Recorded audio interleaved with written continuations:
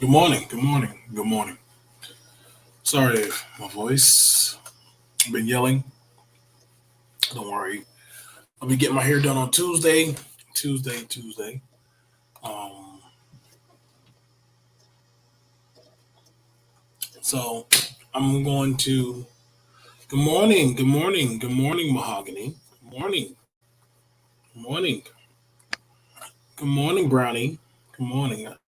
Always a pleasure to see beautiful women, beautiful black women.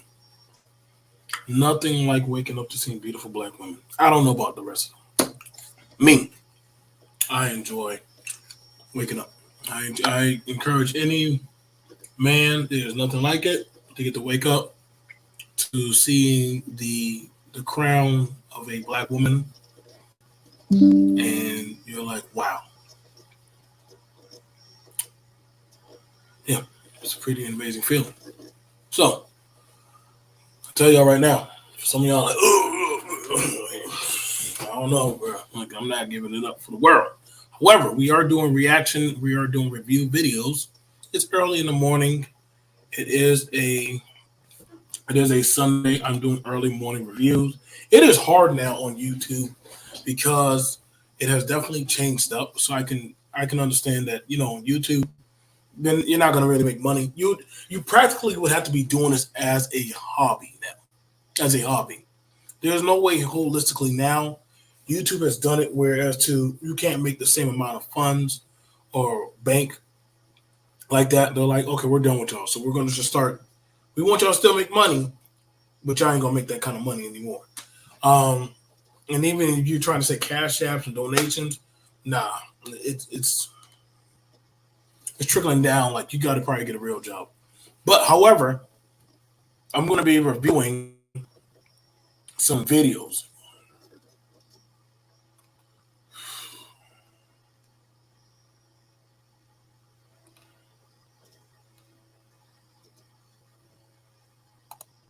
So I'm going to review some videos, some clips, some stuff. I got my aloe juice. This is watermelon, premium watermelon. That's how they trick me into drinking the water. Shake this up, you know. And, mm. You get. I like these. They have fruit in them. They have aloe. They have pineapple. They have mango. They have watermelon. Man, you can buy even the big containers, like the big container ones. I mean, they cost like $2, but they're worth it because they actually have fruit in them. They actually have actual fruit. So, um, yeah, definitely worth it. I mean, get one of these bad boys. You're on the go.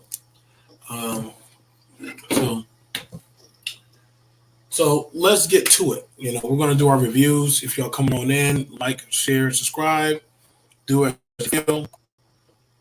Let's grab something.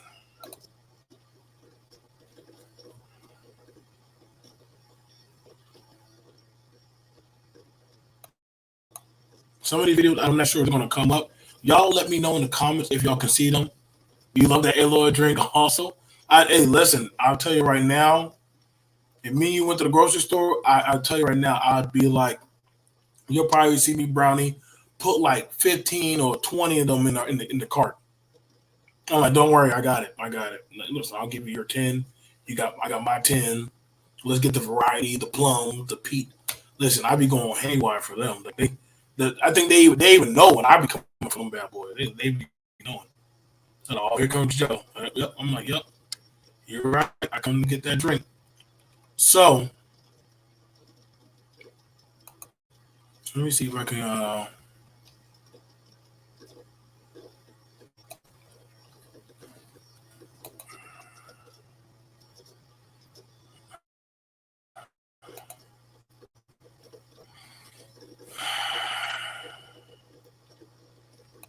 gonna try to grab some videos.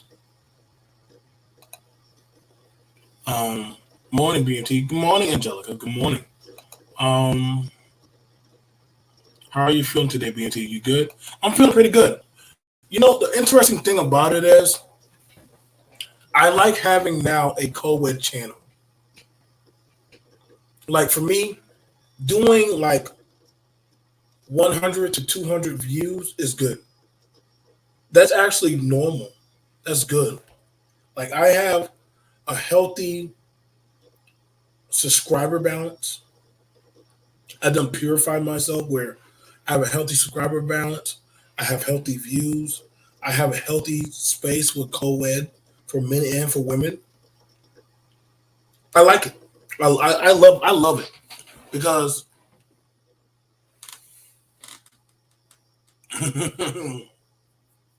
no, not yet. Keep that hand ready. Keep that hand. And good morning, Super Mike. Shout out to my brother Super Mike. Always a pleasure. Um, I think at this point now, men and women want a healthy co-ed space that we can go to have a good dialogue, review topics, discussions, um, and have a healthy point of view. It's coming to the point now where, as to men and women, they can't really digress. Like, be realistic about these talking points and stuff, and about where these things are going. And that's the thing about it, where some of these channels are not being like, I'm never going to talk to y'all about some high value, like, or I feel like I'm average. Like, dude, what is average? Like, you and I are both born on this world. Ladies and gentlemen, we're both born on this world. Last time I checked, we're out here working the 9 to 5, trying to make our money, trying to be healthy. This superficial life of social media has tried to placate a certain narrative. I don't tell anybody how to live, how to walk, how to talk, and how to raise, but I do call it out. I don't try to placate the feelings. I don't try to overlook things. I call out bad behavior. What's this bad behavior? And I think that's the best way how to go about doing things. But then again, you also want to highlight good, positive, healthy behavior. So let me see if I can.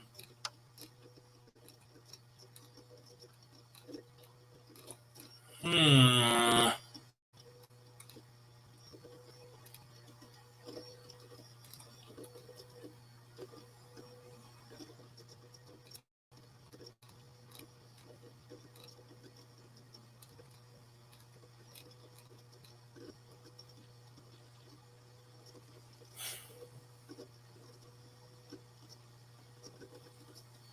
So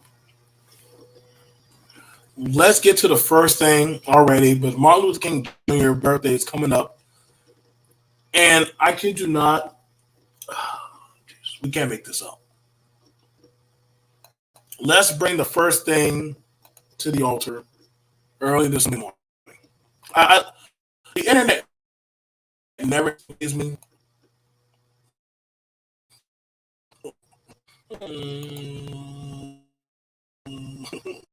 So, so here we got it. You have it where people are already doing. Listen, man, you can't make this up. Let me grab that. Let me grab that over there. Put this away. So,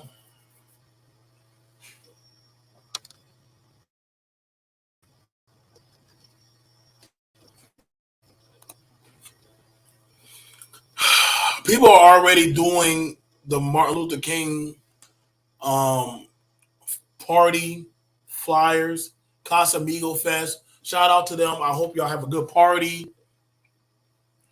I don't.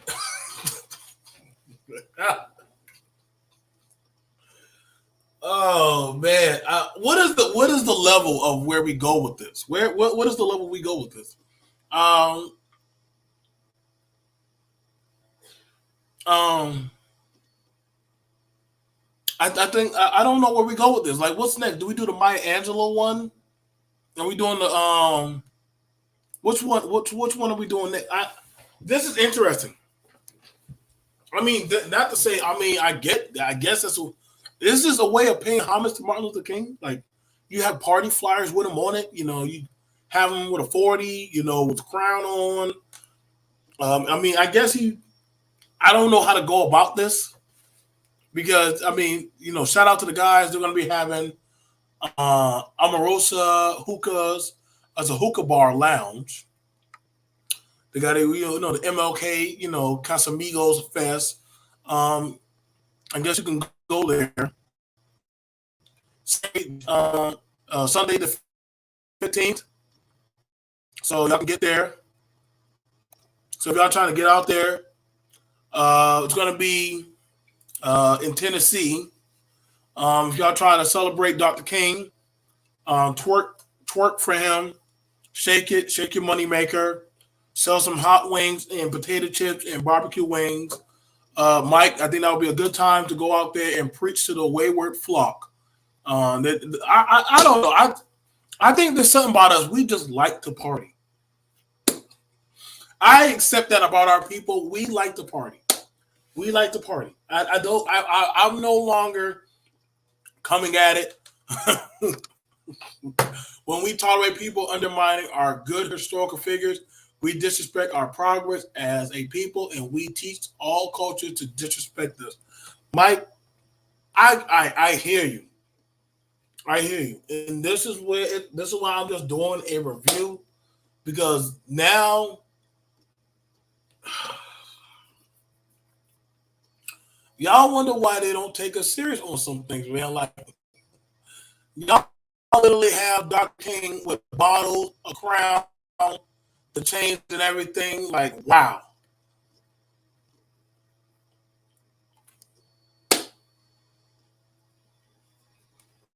I'm just saying.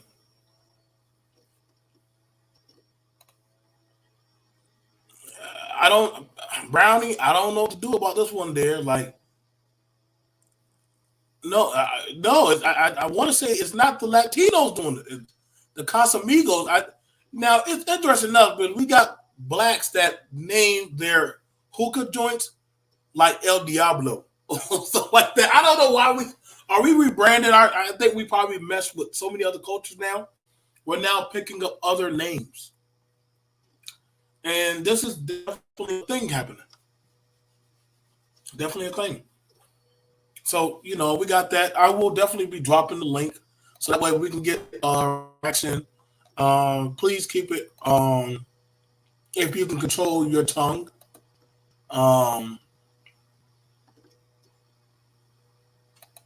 No, Mike, I think that's going to be a good conversation. I would definitely like to have you for some time. Like, do we love our culture, and what part of our culture do we love more? But I don't know if that's a good look. Like, I wouldn't even want them to do that to Elijah Muhammad. I wouldn't want them to do that to Maya Angelou or any of our figureheads, like George Washington Carver, Huey P. Newton. I don't want them to be like doing flyers with them with a bunch of like booties on their face and stuff. Like that's gonna be kind of hard to swallow. That's gonna be a little hard to swallow. I mean,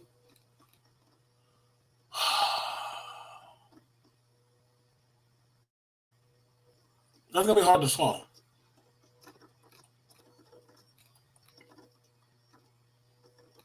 So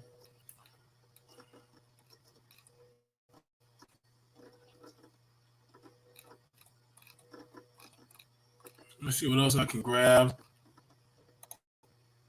It's gonna be some interesting stuff.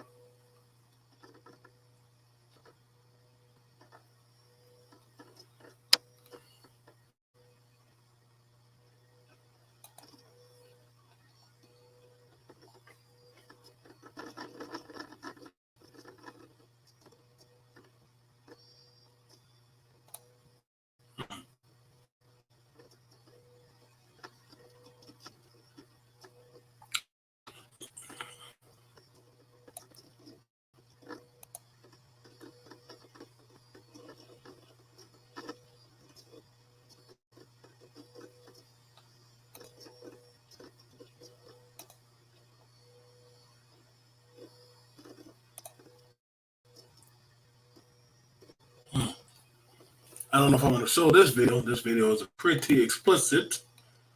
So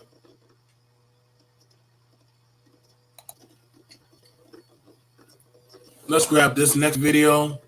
Thank y'all for coming in. That was a good question. Do we? But Martin Luther King birthday is coming up. Now, I'm going to show y'all the next video. Um, I'm going to show y'all the next video. And it's going to be that of reflection. What's going on, Super Mike? The next video is going to be. But I always say, like, I always hear people say, we don't have a culture. I don't ever think that's true. We do very much have a culture. We do. Why people come around and say we don't have a culture? I'm like, well, if you don't know your culture, that's you. That's you. But you can't speak for that of the vast majority of Black Americans that have a certain type of way of algorithm of how they talk, eat, dress, carry on, play music, do things. You can't speak about that because everybody else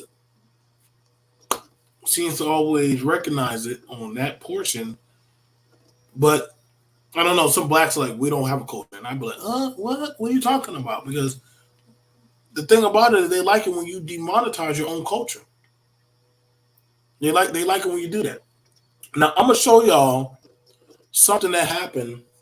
I'm gonna show y'all something that happened on. It was something that very interesting. Let me go ahead and grab it. Fair use, fair use, fair use.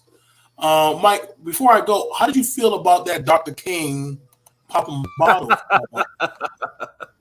How did you feel Hey about that? man, let me say something to people. We love to laugh, and that's what your enemy is going to use everything that you like to trap you. We don't, a lot of us don't even realize that we've been battling a certain group of people who don't like us, but they got control of media. They got control of your little education, and there's a society called eugenics. So they're rich, they got some money, and they got programming. So of course they're gonna set you up intergenerationally, so you don't even realize what's happening. Anytime you let people undermine your foundation, then that causes your next generation to disrespect itself. So that's why y'all always thinking like y'all don't have a culture. Then when you start naming your stuff after other people's culture, Casamigos, I'm thinking like, is the Latino people on hating on us? What's going on? But when you do stuff like that, they're like, really? Oh, y'all ain't shit. Okay. Oh, really? Y'all disrespect your own selves? And so when they start having their blogs and their talks about Nick, they're like, oh, don't marry the Negroes. They stupid. They're stupid. Because they don't even know what they don't know. They stupid. We respect their people more than us. They do. So if the Latino guy or girls is coming up to you or hanging out with you, and they're saying something cool about, oh yeah, Martin Luther King, he's such a great man, he did the, like, man, fuck Martin Luther King, and you sit up here and you saying fuck Martin Luther King, he did this, and you just now coming off on all the bad things about Martin Luther King. I mean, literally, what does that say to the Latino man? What would that say to you if let's say, I don't know, the Chinese man, what's up, my nigga? He start coming up to you, trying to mimic you. It is stupid. It It really, is y'all, we don't even understand how we make ourselves look. Then when we go into their stores and we do business with them, and they following us, and then y'all what you call that? Just stereotyping us. This is uh, how it's set up. This is how it happens. It's right here. it does It's get pretty. dumb. It does get pretty bad. I'm gonna show the next video, and like I said, as y'all coming on in, I'm gonna show y'all a household, and I want y'all thoughts on this one. Let's go meet up, and I'm gonna give y'all. Let me see what y'all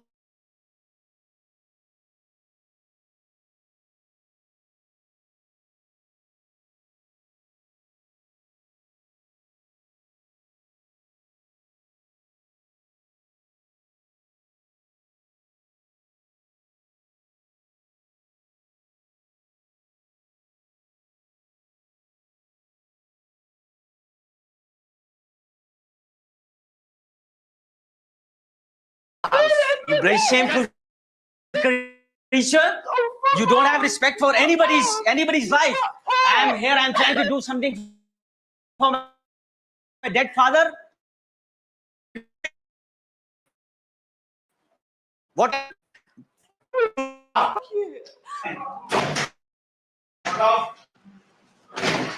What's your problem? What's your problem? Don't say fucking in my house. You just move out. Just move out of my house. Just move out. Don't try to move out. Move out. Just move out. You're not loud here. No respect for anybody's life. I'm trying to learn, and you're trying to teach me what I should do. Just move out. Just take it out. Come out. Fuck you. What's your problem? What's your problem? So, if y'all are confused about what happened is, in an Indian household, you're not allowed to curse in front of elders. They really have a high regard of like you don't like for us, we for Americans,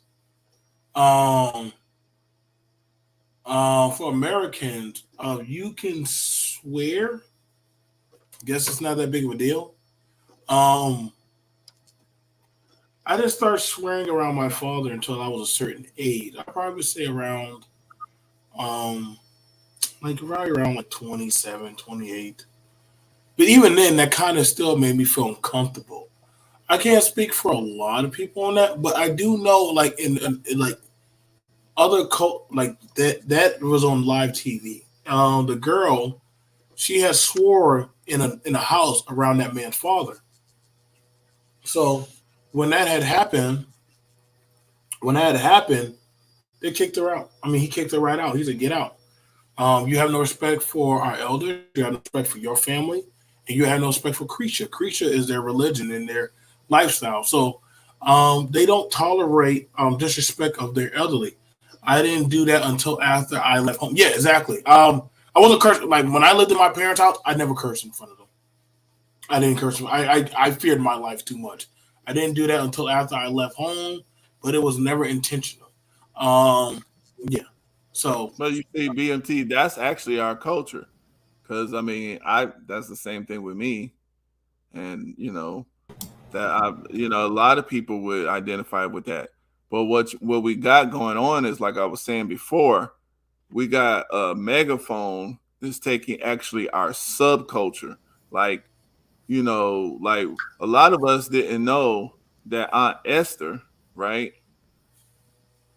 Fish Eyed Food, and on Red Fox on Sanford and Son, that she was an exotic dancer. That's how they met. And she was talking about, nasty, dirty jokes and nasty stuff, you know what I'm saying? But when we seen her, by the time we seen her on Sanford and Son, she was old Aunt Esther. She was, the Bible thumping. And, she was cleaned up for us. We didn't even know that. So it's a big surprise when we seen Aunt Esther dressed. Oh, what? Really? Damn. Aunt Esther was getting it in like that. But we didn't know that until later. Why? Because that was hidden from us. So our culture, those parts of those, nasty parts of our culture existed, but we always hid that from the children. We always kept we kept things segmented in respectable ways. And what this society has done with this music, they've taken like the nastiest part of our culture. It is just like a little segment of our culture. And they made that pretend like that's the whole thing. And then the majority of us, like you said, we going to work, we making it happen. We out here doing business. You know what I'm saying? We out here trying to make, good things happen and do good things in the world. That's majority. I mean, millions and millions and millions of us are trying to do good, for the most part. And how many, it's usually, but that's just how. So now people think, the culture. That's not your entire culture. That's just a little bit of piece of it. and they just made it bigger for this generation. Okay, we're joined here by Brother Speak. We also got some interesting comments. Let me make sure I read them. Wow, that's a wild. This is wild called the MF Police. And also I read that one. House rules are simple. If a family requests no cursing to follow that rule, the child seems like it's been more than one occasion by the father's reaction to her. Okay, what's going on, Brother Speak? Welcome to the BMT podcast. What's up? Hey, what's going on, y'all? What's up? Yeah, I think, like I said in the chat, I think most of us are confused about our culture, and we look at things that we do that what we were going through when we were younger, and we didn't think that was a culture. It was just something that we did. It wasn't really like defined as a culture. So that's why I think a lot of us are confused when we talk about culture, and that's why some of us be like, okay, so what is our culture? Because it's not really like defined. It's just we have things that we did like when we were younger, but we wouldn't define it as a culture. It's just something that we did. But then if you think about it, there is a culture. Like I think you said, BMT, that is a part of our culture. But I think the other thing is a lot of us are so divided. The North has their own culture, the South, the East, West, and it's so different that to have a standard culture for all of us is very difficult to do. So I think that's where for me, I think that's where the confusion comes in, because we know we all doing different things, and we don't really look at it as a culture like that. So Mike, you got anything you want to say to that or anything? Oh yeah. Nah. But the thing is, it's like a real culture, like, is not really staying still. It's not stagnant. It's like it's always changing.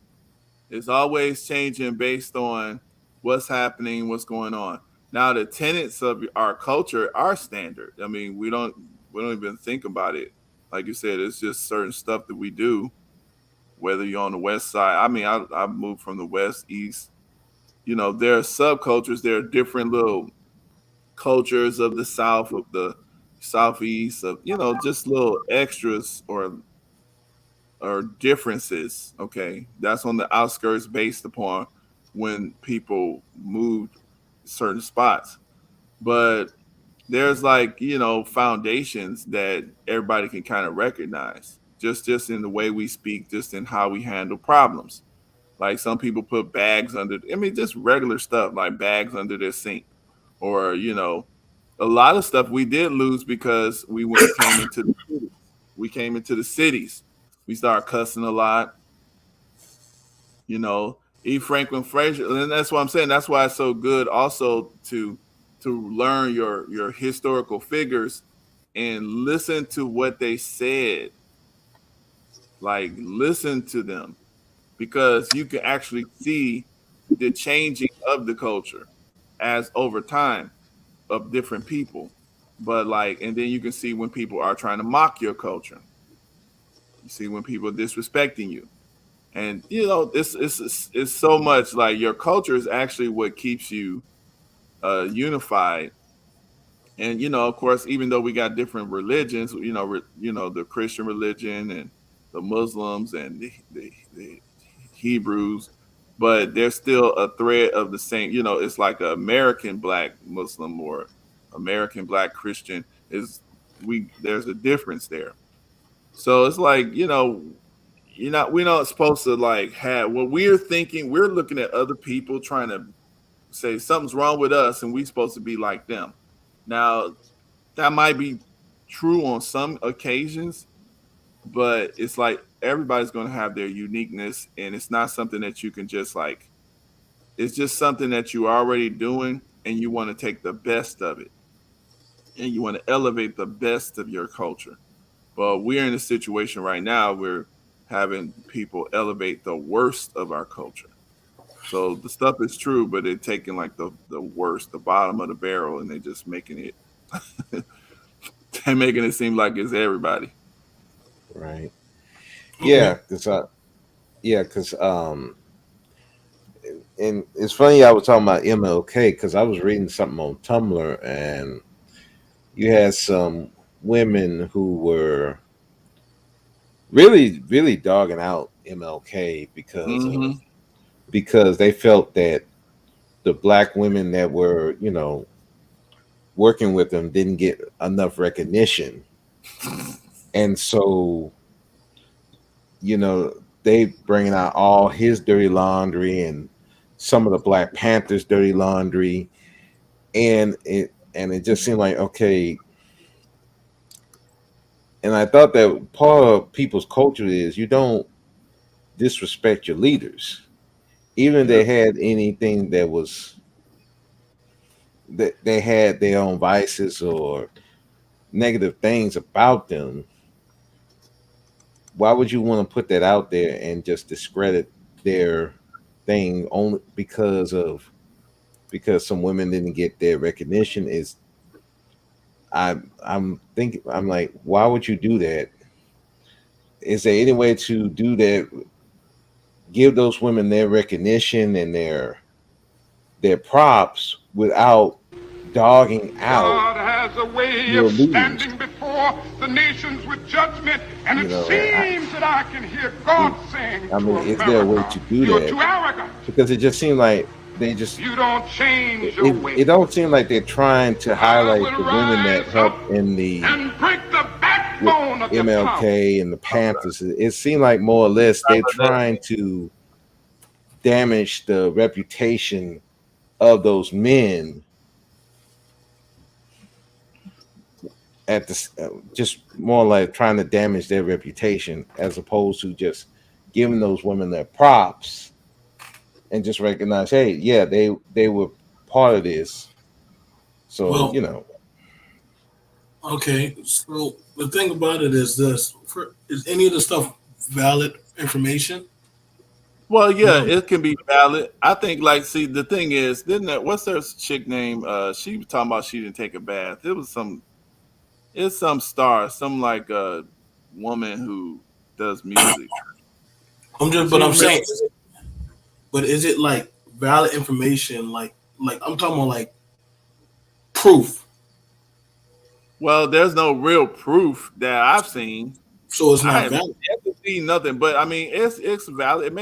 Maybe it's valid. Let's say it's true because we can't tell if it's not true. I mean, I know the FBI said that he cheated on his wife. They sent his wife some kind of paperwork or something saying that look at these women, your husband is being unfaithful to you, and his wife stood where her husband is. I guess we never seen the light of day of it. So, and I don't. I'm actually So Okay. So where's so in all of that? Because I mean that one flyer is one flyer to me. I mean that's just one flyer out of many flyers. Just like videos of women talking about it versus men talking about stuff. Um, it don't really bother me because it's hey, critique. It's hey critique. BMT, when you finish, I then play that. I just wanted to play that little piece. It's a little real quick piece of MLK. Once you're done, I just wanted to because I didn't know it was playing while he was talking. But Okay. yeah, go ahead. But yeah, I'm saying the same thing about it is, um, I don't really think too much. I don't know. I don't pay attention to these videos that y'all be seeing of people saying stuff about other people. I don't. I don't. I think that's probably why I'm lucratively still growing more because it's not on my Richter scale anymore. Like it like okay, like if somebody would have said something about that, I'm like, well, then show me the proof. okay, so you said it, but I'm supposed to go by that because you said it. If you can't prove it, then how is it true? Then how is it true? I mean, you can say it, but you got to show verifiable truth on that. Just saying that, well, I got a mic, I can say anything, but this is why I show that of what I'm speaking about. So that way you can say, oh, okay. And then after that, you can go do your own due diligence and check the source. People talking about that. I mean, mind you, there were thousands of people that were part of the movement, and everybody didn't get named. Everybody doesn't need to be named. You only need to know certain people. MLK divested. Now that's the loot. I don't know about that. MLK divested. Now that's delusional. Where they get that from? I don't know. I don't know, Angelica, because asking for I want a reasonable check for me and my family and people like me. That's not saying you're divested. That's just speaking up. I don't think nobody tells the Latinos that they divested when they say they want equal civil rights for their work or their contribution. Nobody tells any other group. It's only amongst this side. And good morning, Toya. Like that's where I draw the line on some of these gender talking point stuff. But I'm like, until you can actually prove to me, like, if you're going to say a word, show me the context of where that word is coming from or derived from. Saying that we're going to get our check, yeah, there's back pay of stuff that's owed to you. Saying you're going to get your check, that's a valid point. Yeah, I want my check. I worked 10 days, but I only get paid for 3 days. I want the other 4 days and then some. That's not a wrong thing. But saying that I want it to be where, I know everybody say, well, MLK integrated us. But I'm like, it's called commerce and trade. At one point, black people, you couldn't do trade with nobody. So who are you going to trade with in that of the broadened world? Because you don't control your shipping ports, the trains, the electrical, the phone lines. That means you have to deal with other people. Other groups integrate, and also they export and import. They keep their structural integrity. If you're not part of that network, which I'm finding out a lot of people aren't, that's why I'm hearing a lot of people speak on the outside. But I'm like, if you're not part of that, then what say are you contributing to that network? You know what I'm saying? But that's my take on that. Go ahead, Brother Mike. You want me to play the video? And then play that little video and just so we. All right, ready? Way of I'm going live. standing before the nations with judgment, and it seems that I can hear God saying to America, you are too arrogant. If you don't change your ways, I will rise up and break the backbone of your power, and I'll place it in the hands of a nation that doesn't even know my name. Be still and know that I'm God. So I only said to play that just for this point. That's how they used to speak back then. And the thing is, can it go off? How you take it off? Yeah, I can take it off. I can click it off. Okay. No. I was just saying that's basically what he was saying. Basically, he's telling America that they need to do better by black people. We're still saying that today. What's happening? The difference is now if we're telling America, the government, Biden, the Democrats, the Republicans, whatever, that black folks, we need to, you need to be treating us fairly, stop poisoning the water in the cities, just generally good towards the people here. We're basically about fairness. That's a general part of the black culture. We're interested in people being fair to us and to others. You see what I'm saying? That's just a general part of our culture. We don't even think about it. He was doing it back then. They were doing it way before him. So when we start undermining people who were famous for trying to get fairness, then what does that say to what we're trying to do? So if I was looking at this B. Simone and some other chick. For some reason, they're going after Martin Luther King. I mean, Okay. But like you said earlier, are your criticisms like valid? Like I don't like Yeah, that's all I'm saying. I'm just saying, why is it suddenly that you got to bring up? I'm trying to understand, what are we trying to elevate ourselves to? Here we go. If we want to go into like the worst parts of everybody, what is that going to do? What is it doing? What is that doing? Yeah, because I'm trying to figure out. Okay, so we don't want to protect the leaders, people that actually did something. We don't want to protect them. We want to find out all their flaws, all everything, and put it out to everybody. So what is that going to make somebody want to be a leader now? Because if I even make any type of mistake, you're just going to put all my stuff on Front Street. Of course, you're gonna make mistakes. Everybody Yeah. will. Yeah, This that's is what I'm saying.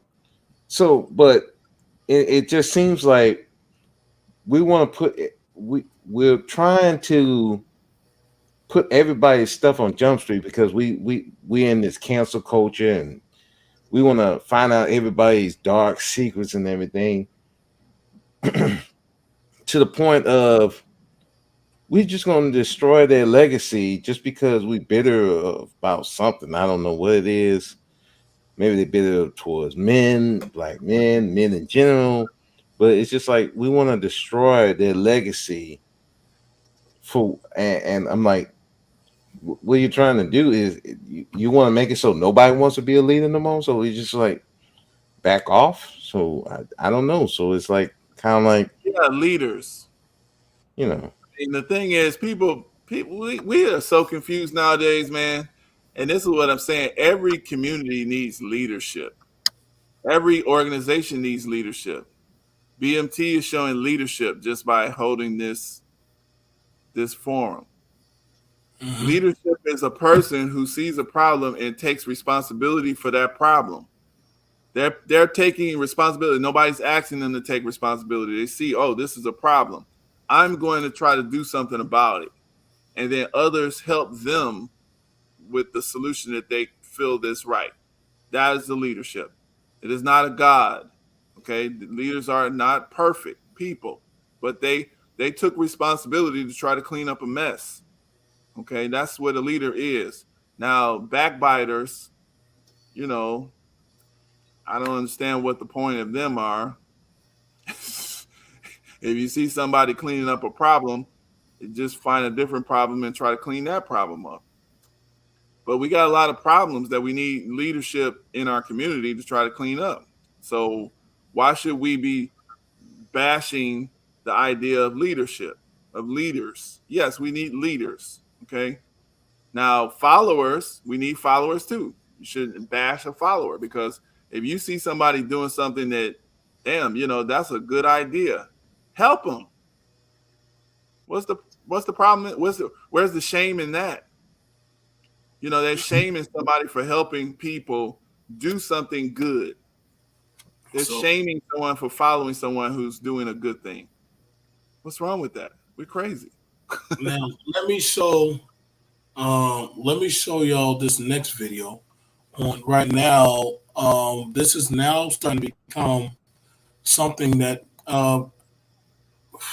I thought it was something that I could overlook, but I couldn't. I couldn't overlook it because it's now starting to trickle over into that of seen as of black men. So let me go ahead and present this. Mute up and tell me what y'all think. Ladies, you are welcome up.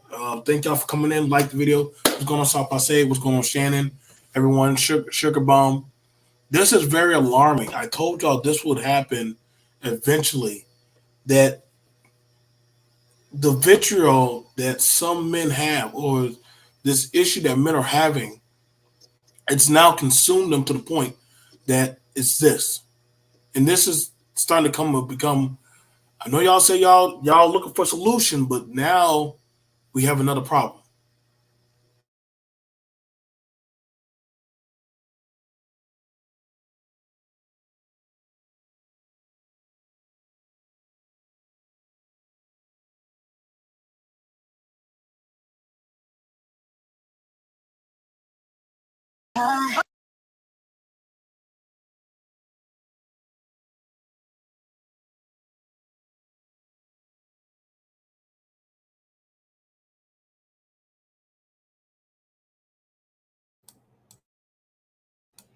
Oh yeah, I remember this.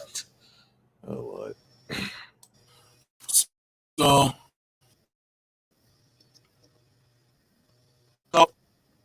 so this is now a thing that's happening with black men.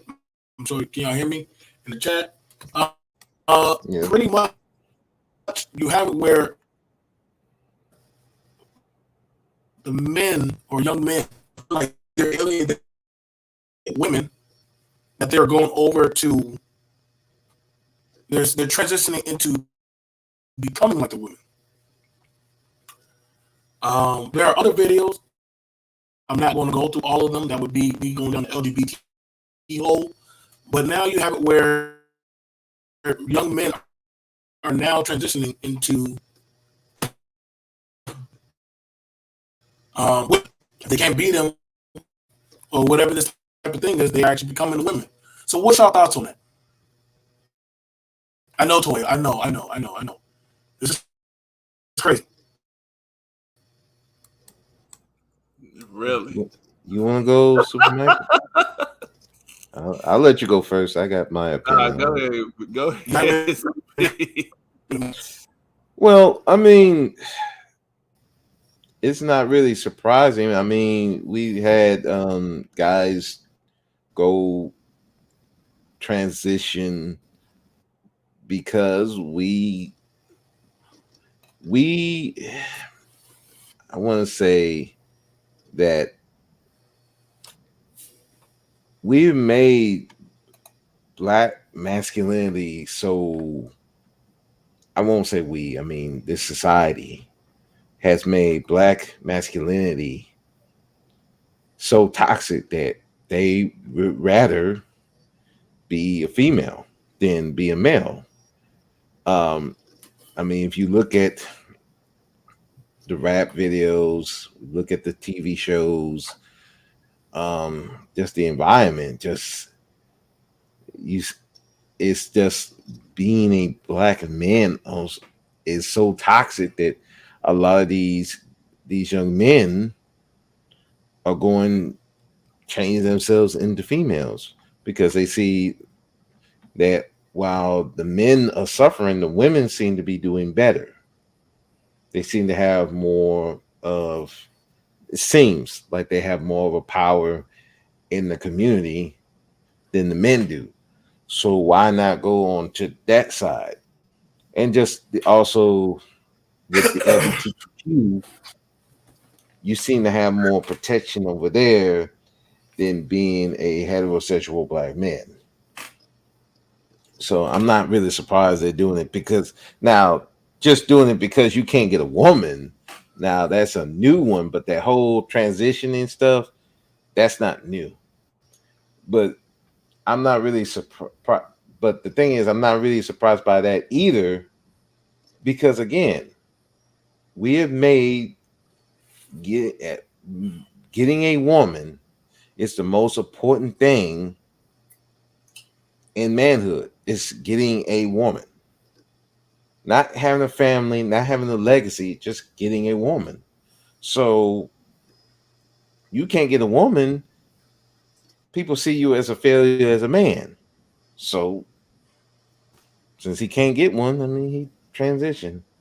So, that's, so I'm not surprised by it, because it's been happening. But for a woman, it is that's a new one. But then again, I'm not surprised by that, because like I said, we make for a man, getting a woman is the ultimate sign of masculinity, is getting women, whether it's getting married or just getting just getting sexual pleasure from a woman. That's the main goal of manhood, specifically in the black community. So if you're not getting that, you see it as a failure. It's just but like Angelica said in the chat, that's something men got to fix. Women can't fix that. This is our problem to fix. Yeah. Hey, this is what I thought of when I seen that. Because that was key. He said the criticism was you'll never get a woman. Okay. Now, I ain't going to lie, Speed. Yeah, that's been a long time. But, especially young black men. Dude, you can't get no woman. You can't get no girl. It's all about talking to girls. Your whole biology is fixed on, okay, it's time to go ahead and talk to this girl. The TV shows tell you to talk to them. If you don't do it, you're a failure. Try and fail. At least you tried. You know what I'm saying? All of those things. It's your job to go after her. Okay. And I don't have too much of a problem with that as a young man. But as manhood, masculinity in general, when you start getting older, no. You should already got your woman. And now you're supposed to be building an empire. That's masculinity for me. But when I seen that, and they were like, he was like, oh, because you couldn't get a woman, so I became one. That reminded me of Gabrielle Union and what's this, Dwayne Wade and his son. Because the thing is, what's the son name? You remember? Anyway, whatever it is. I forgot his name. He changed it to, I don't know what. Yeah, he's dressed like a girl, but the last public date that he had was a girl that dressed like a boy. So it tells me that he wants vagina. He wants a female. So just like the boy, I couldn't get a girl, so I wanted a girl, but I became one to be around them to get them. Because that's like you said, this is what's going to work. So these guys, and you see these guys getting put in prison, they're supposed to be transgender, but the women turning up pregnant in jail. So it's like, nature still's got to take its course. So it's like people always talking about problem, whatever. Look, I want a woman. Whatever y'all want to call that, that's what men do. Now, it could be this or that. It could be adjusted. There's probably some bad parts in that. But for the most part, that's good. I want that to keep happening. Men should want women. Women should want men. That continues the species. So, of course, nothing's perfect, but, whatever. My thing is, if these guys are changing into women so they can get women, because I guess they pretend like they're not a threat. See, you'll never get a woman, so I became one. Do you want a dude? Nothing in there says that he wanted a dude. Even with Dwayne Wade's son, it's like he's trying to impress Gabrielle Union. Something like that. It's like it's like he's getting validation from these women that his mother and society, and his dad is with it, I guess. It's like you're getting validation because you chose to dress this way. Even with Will Smith's son, dressed like a girl. So it's just like about dressing. And these women, a lot of our women are so hurt, traumatized. They just like angry. So it's like all the criticisms, I really don't even take it to heart because that's coming from a place of someone, because especially when it's not reasonable, I'm just like, okay. But as far as reasonable criticism, Yeah, those things can be fixed. So yeah. So I'm gonna say this, and watching this, video, and I agree with you, Angelica. Let me take that down. So I will say this. There's nothing. This is something that is going to have to be done between the men. It's going to have to be something done between the men, not the women. It's like that right there. It's a tragedy, but I'm seeing more of it where the men are doing the more catty things to be on par with the women. Like they keep comparing themselves to that of the women. Well, the women are doing this, or the women are doing that. Femininity in the environment, and I'm like, that ideology. It shows me you're not transitioning far enough into that of your masculinity. So much so that for some men to dodge dealing with a woman, they choose that of a transsexual. And they'll say, well, the women push this. No, you just don't want to resume accountability. And there was a show, there's a show, I got to grab it, where the man says that he doesn't want to be hurt by women anymore, that he chose to be. So that way women couldn't hurt him. And so what I say to that is that, first of all, that at that point, that's between the men to handle that problem. But I'm gonna tell you right now, if you want to be gay, go be gay. I can't. I understand now that this is it's a survival of the fittest. It's survival of the fittest. I don't care for you for the weak no more. Because honestly, we keep trying to pull up the weak and drag them along and trying to help them find mates and everything. Now, honestly, that's let them die up. What made strong. Yeah, that's that, it. Let them. So you gotta understand, man. Like, listen, everybody didn't have it easy. I grew up a latchkey kid. I didn't always have it easy. I've had my ups and downs and struggles. I was called the ugly duckling, the buck tooth, all the other stuff. I had all that stuff.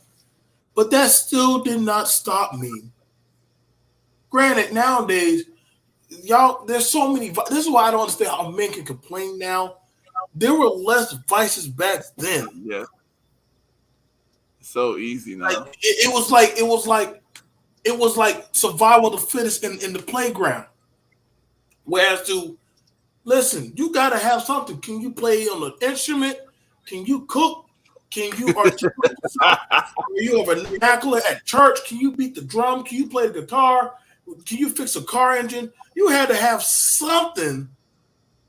Hell, I know y'all got mad at Pookie, but even being a Pookie at some point is sort of a skill. Like, you gotta be good at something. You know, even that's why the ladies that's why the women started getting mad.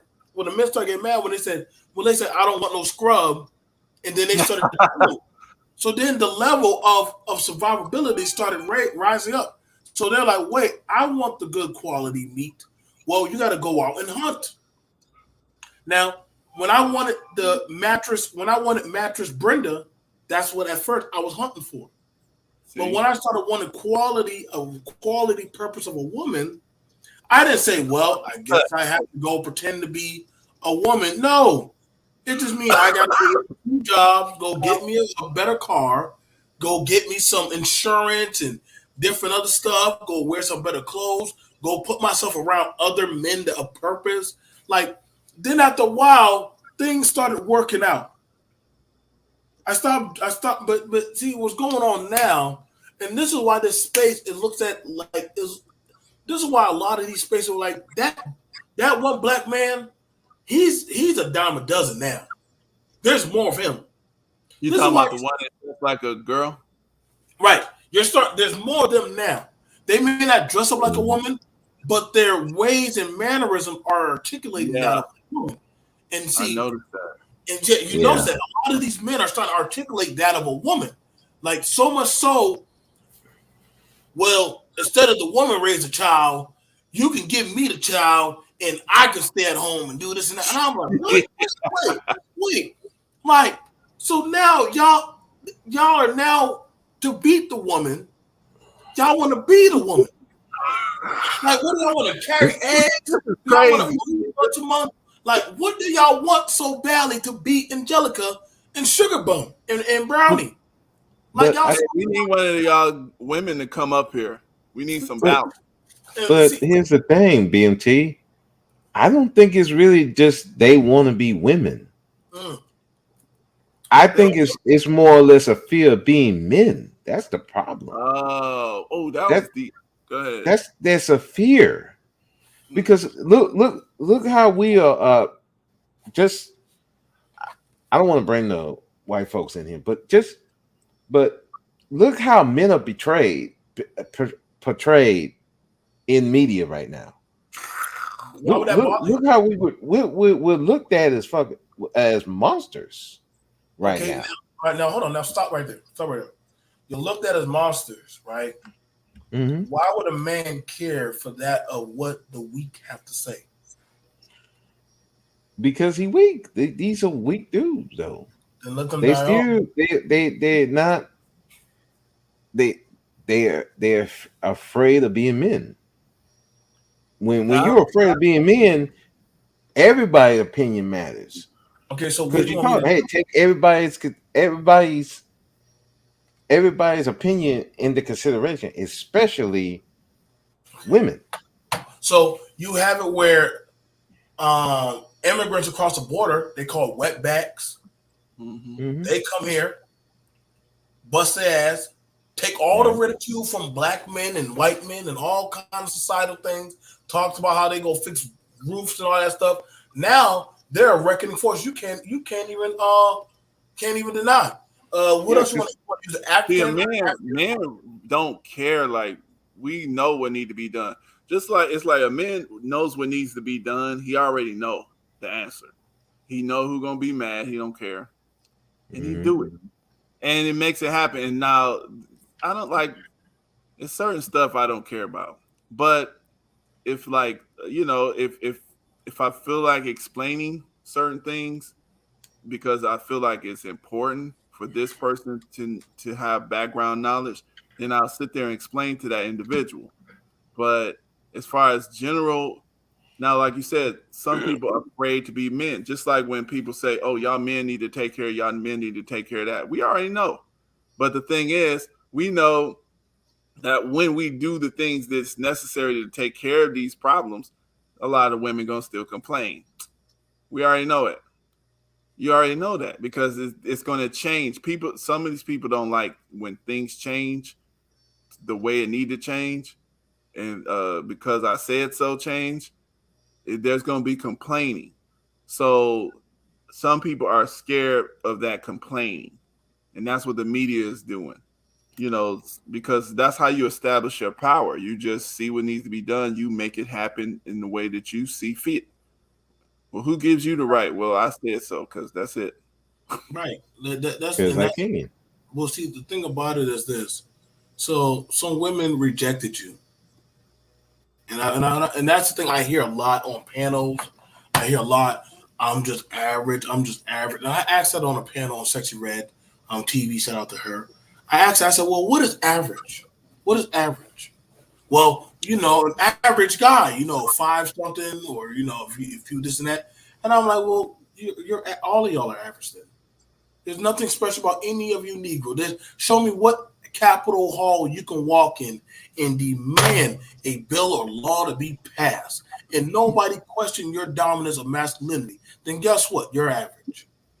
None of y'all have any power but that of clicking on the remote to a TV or when you want to take a piss or shit. You're average.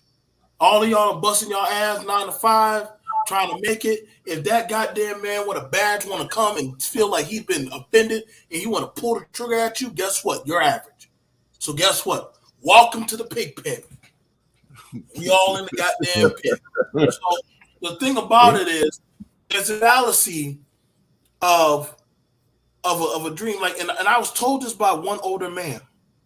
He said, son, take care of your woman, take care of your children, clean up your yard, learn how to put on a suit, and make sure you take care of your vehicle to get you to point A to point B. Now, That was pretty basic stuff he told me. But he said, that's all you need to know. Listen to your people. Learn how to adhere to your laws. Submit to your household, and they will submit to you. Now, when you start talking like that, people start feeling a certain type of way about you. Now you have it where, well, the women don't like me. Well, that woman's not for you. Listen, every woman's not going to get wet to the sound of your voice, my brother. Do you want? Do you? I would ask you this. This is that's why the unrealisticness come in. Like, y'all want every woman's attention, but then you will feel some type of way if your woman gave every man attention. Right. Understand? That's a key point too, because I was thinking when I was younger, I was just looking at some of the the media at that time, and like Speech said before, it's like, oh, this woman, you're supposed to get all these women, and that's like the test of your manhood. But I was like, you can't get all of them. There's certain types. It's like, okay, this is my range of women. I could pick the best from this type of woman that's cool with me on my level, my energy. This type of woman, yeah, she looks good, but we're gonna be fighting. That's not me. You see what I'm saying? And I don't even care about them. I don't care about what they think. I don't care all their little laughing, whatever they, I don't care about those type. And that needs to be taught.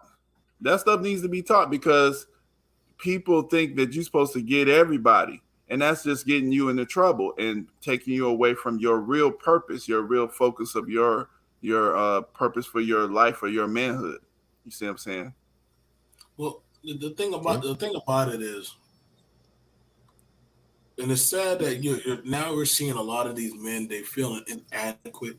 That's why they feel some type of way, and they clung on to that high value phrase. They clung on to that high value word because they want to feel special, because some either mommy or daddy did not tell them that they were worthy. They were not worthy enough. And the thing about it is, you got to know that. That's why I don't always listen. I don't always listen to doggone a lot of public speakers. You know what I'm saying? But I was listening to how the best way to break a Negro is to dehumanize a Negro. Make them feel like they're not human at all. And so when I'm hearing you, brother, speaking, you keep saying society, but when people listen to that of what society wants from you, do you really have any type of individualism about yourself? Because that means they tell you to put on a dress, they tell you to twerk, they tell you to wear a wig, they tell you that there's no such thing as being a male or female. See, that's why I don't listen to society, because society will tell me that I should listen to what that damn, like, y'all gotta understand, society got a lot of y'all men saying y'all are serial killers and goddamn all kind of crazy stuff right now. That's why I say you followed the lamb. FBI statistics say. Yeah, right. So FBI statistics say black men, you naturally are super predators. That's what I'm saying. Like y'all, like when y'all are going by with these phrases and catchphrases, they get dangerous. They get very, very obscure. Now, let's get to the next one.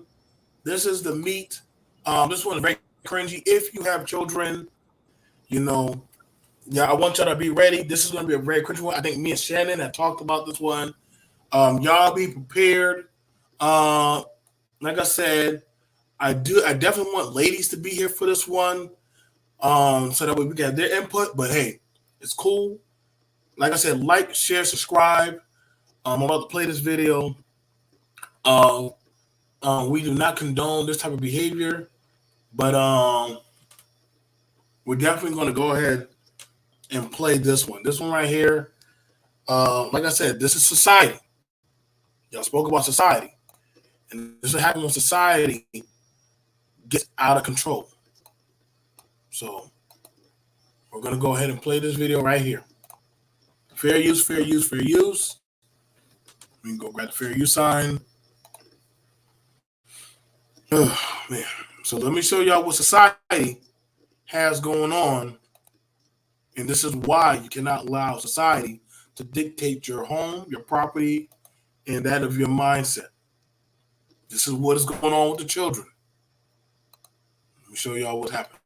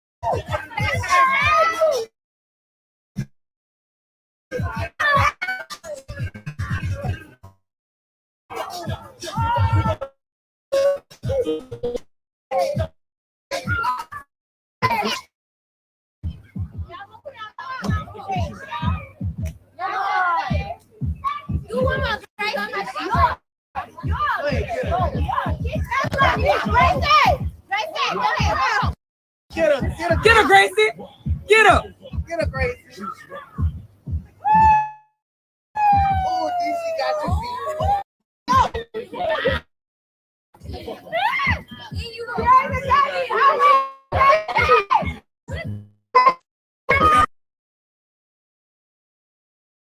Whoever finishes first, their sibling gets $10,000. Wait, all right. Well, Nolan, you won the 10 grand. There we go. You didn't even let me explain the level, but let me. They'll actually flicker. Huh? See that? No, but that's thought culture. That's rape culture right there. You already see that is thought culture. We have to know the difference. Yes, I agree, Angelica. Listen, I would have told you, Angelica, will grab all the goddamn kids and take them in the house. And I would have fired thought culture. That is not how men and women rear and raise their children. You know what I'm saying? That is not how we maneuver. I'm not gonna try to claim that. Yes, that does happen definitely in Louisiana. I know they have that kind of music where they encourage the children to rap and dance like that. Now they got the young boys, and they got the children and stuff. They get at them when they're young. They get at them when they're young. You hear me? Yeah, when they're young, even after the baby. Breaking up. Is there a storm over there? And they try to normalize. This is why it's important. Y'all see them bringing all type of around different programs. You know, I got the video played. Let me stop this video. Let me stop that. Can you hear me now? I should be more clean now. Yeah. Yeah, you clear now. You was breaking up. Okay, so when I had that video playing, it distorts me. So when you have that kind of stuff going on, this is why it's important for this is why it's important. Like, I go to my kids' functions, parties, school, different things. But y'all, this talking point of trying to teach adults, y'all already have been hardwired to believe what you believe. Them kids right there, all the way down to that baby. Now, y'all can't say, well, where was the men? There was a man there. Y'all saw the man sitting right there with the light-skinned girl with the weave. She was twerking right there on the man. Ain't nobody, you can't say there wasn't a man there. I can say there wasn't a man there. There was a male there. There wasn't no man. That was there. a man. No, that was a man. You can't. No, See, he was a man. That was a man. See right there. Don't do that. You can't take away from that. There was a man right there. So we won't use the excuse. Well, where's the father? Looked like there was an older man sitting right there smiling while the youngins were right there twerking it up.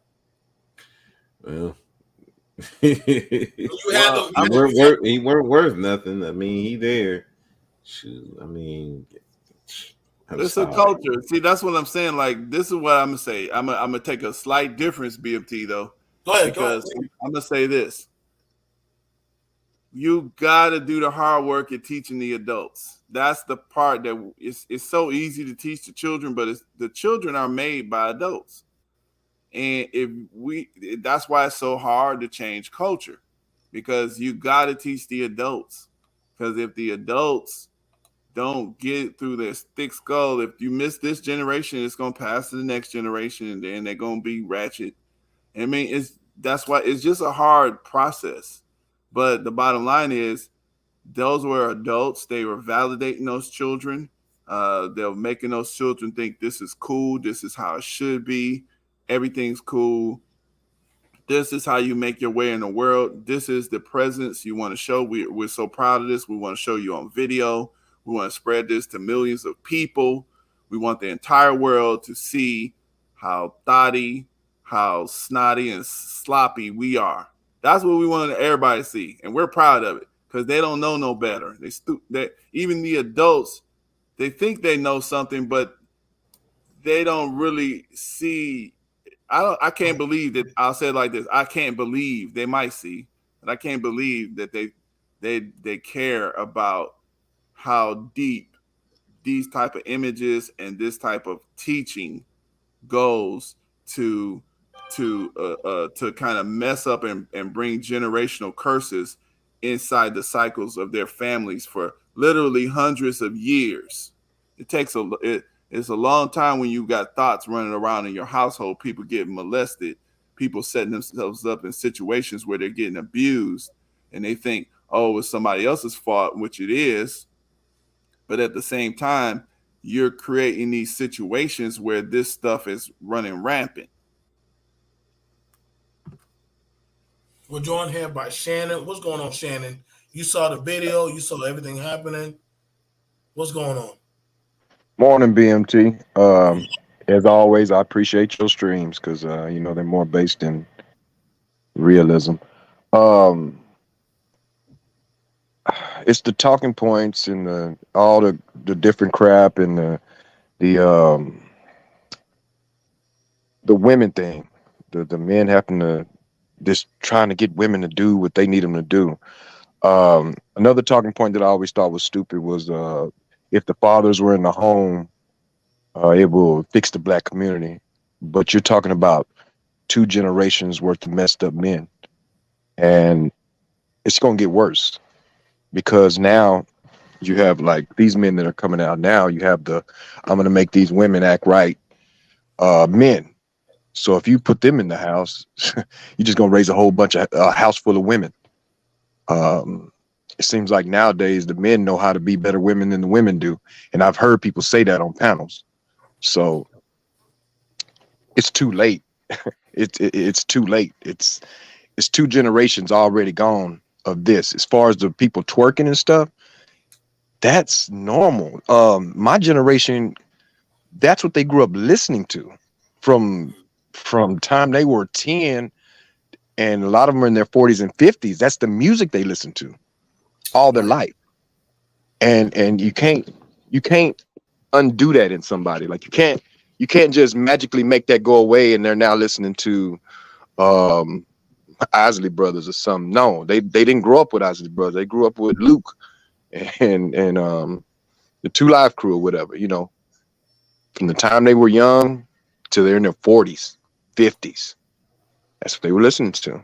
So you'll see it a lot with dudes. They quote. You'll be having a serious conversation. You see dudes quoting Tupac. That's the generation teaching this generation, but they try to sound so self-righteous. But dude, you're quoting Tupac. And a lot of people don't know that Tupac wasn't all the way masculine. He tied a bandana backwards, like Aunt Jemima. He had a nose ring. You see what I'm saying? It's far gone. It's way past gone. So, yeah, them kids twerking, that ain't nothing. Now there's the man, y'all. So there's the man. The man's right there, Yeah. Brother Speak. Now I know you felt some type of way saying that's not a man. That's not a man right there. Now, why did you say that? And literally, so y'all, for all of those men that say that wouldn't happen if the daddy wasn't present, I think that's somebody's daddy. Or daddy. That's the average man.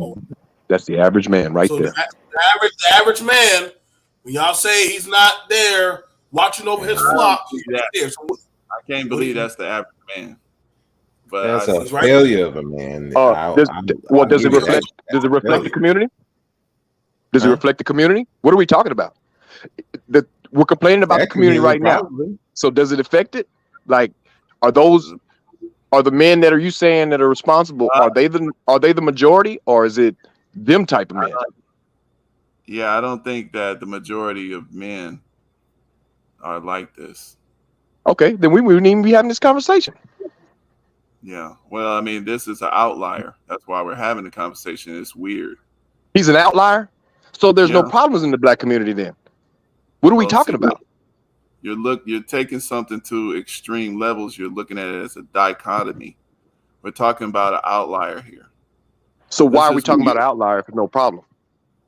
Well, because an outlier can metastasize into something bigger. One bad apple spoils the bunch. So is it already spoiled? Thank you for proving my point. Dude, it's already spoiled.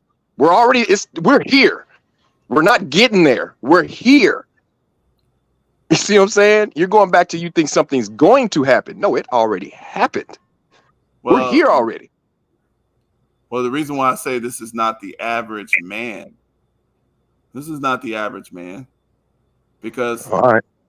The reason why I say that is because I don't see these videos. I don't see these videos in my family. And we got a lot of men. I've seen these videos before on the internet. Somebody said Louisiana people. I don't even believe it's average Louisiana people. It's just like I said before. We've seen Sanford and Sons. What's this woman's name? Aunt Esther. I don't even know her real name. But the point is, she did dancing. But we didn't know we didn't know about it until later. You see what I'm saying? What I'm saying is these things are being shown. You don't just walk across the street and just see this like that. So that's all I'm saying. You don't walk down the street and see a family, or you walk to the big park and see the family reunion and see this. This is in their backyard. So my point is, we got to be realistic. Now, there's a lot of bad people out here doing some negative things, but we don't want to overly do it. We don't want to overly criticize, because that doesn't help either. That demoralizes people. You see what I'm saying? It's you want to actually look at what's actually happening, not inflate something. Then we have no problems in the black community. I don't understand what we're having this conversation for. That right there is underestimating it. See, you're going to extremes. It's either everybody's bad or everybody's good, and that's not accurate. Okay, that's all. Saying. That's what you're doing. That's what you're doing. You're saying there is a problem, but there isn't one. No, I'm saying that this is a problem. I'm saying this is a problem. If it's the majority of people not doing that, then it isn't a problem. It's them. That's not true. I wouldn't say that. There you go. We're not. I'm not gonna. You made I your point. Well, I'm not gonna just have that conversation. You're going back and forth. You're jumping in between two different conversations. You're saying, well, no, it's not a problem. And then I say, okay, well, it's not a didn't problem. say No, that. it is a problem. You said Okay, that. well, it is a problem. No, it's not the most people. Okay, well, it's not the most. Well, Okay, some. yeah, it's not the most. It's That's what you're some. doing. I'm saying it's not most people. I'm saying it's some. Then That's it's not a problem. Them No, twerking is not a problem You're then. saying, I no, think it's you're saying it's not a problem. I'm saying the some people that it is, that is a problem. But when you say it is not, when you're saying that it is most people and the average man, I'm saying that's not accurate. So that's all I'm saying to you, Brother Shannon. If the average I think people if don't steal, then you don't have a stealing problem. You can't say, well, these two people are stealing, they're going to affect the majority. You can't have it like that. Oh, That's really? it's kind of like with this women thing. The dudes are complaining about whores. Okay, well, why would you want a whore? Well, they're going to be a problem. Problem for who? Don't nobody want them, right? So why would you address that? It's not a problem. It's just a few of them. Let those few be who they are. Let them. He's not the majority, so let them twerk in their backyard. Nobody Shannon, cares. Let me ask you this question then. I'm asking you a question, according to you. Are you saying that we have to wait until a potential problem becomes a problem according to you? Then we should supposed to address it. We have to wait until it becomes a problem according to your definition. Then we should address it. Stay there. Stay there with your own conversation. Stay there with your own argument. Now, if it's just a few people doing that, it's not a problem. It's not That's the what majority you're of people. saying. The average person is not doing it. It is not a problem. Okay, so that's what I'm asking you. So your definition of a problem is the majority has to be doing it before we should address it. That's what I'm asking you this question. You can't see. You don't get what you're talking, like you don't understand what you're saying. You're saying, okay, 10 people, right? We'll just do small numbers so we'll get it. Okay. 10 people. Mm-hmm. If 10 people are taking care of their families, Mm-hmm. 2 of them don't. Right. Do you have a problem? Yes. There you have it, BMT. 2 people going to affect the 8. We have a problem, in my opinion, because those 2 people, we need to address that. Why aren't they taking care of their family? What is the problem there? So the 2 going to affect the 2 going to affect the 8, and now you have 10 that's doing bad instead of the 8 making the 2 do good. Okay, well, that's what you're saying. I think no, I'm not saying that, but I think we just have a difference of the way we're looking at things. Well, I call it BSing because I see that a lot in these spaces. Well, that's fine. It's kind of like talking about white supremacy, and no white people don't even affect them. Most black people don't even live around white people, and they complain about them. I'm like, yeah, that's a person that don't live like around white people. And it's kind of like, even with this conversation, we're talking about them twerking. You said it's not them many people. The average man is not doing that. So I'm like, okay, well, sure, there's no problem. If the average man is doing the right thing, there's no conversation. The majority should influence the minority, not the minority influence the majority. That's the whole conversation we're having right now. You're saying the minority of people are affecting the majority. And yes, that's what I'm saying. Exactly. That's not true. It is true. I can prove that. Prove it. Going on me. I mean, just like I said before, how many? Let's just do it this way. We'll prove it this way. When you had your juke joints or your exotic dancers, let's stay back in the 80s. Let's say Luke's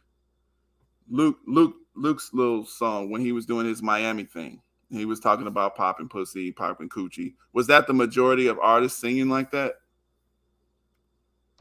Nope. At that time. And now we have a majority that sings like that today. So that minority at that time grew into a bigger problem. So if we would handle things when it's at a small level and we can deal with it, it's easier than waiting till those things get bigger. Because a small problem, just like a cancer, it's not in your entire body, but it can grow. That's what average means. Average means that, you know, you got equal on both sides. More people don't do it. Half the people do it.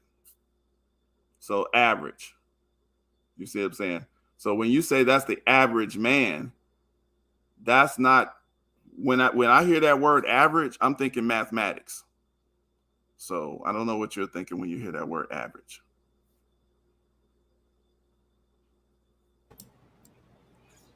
So that was that. Yeah, I think that's a smaller amount than what's real.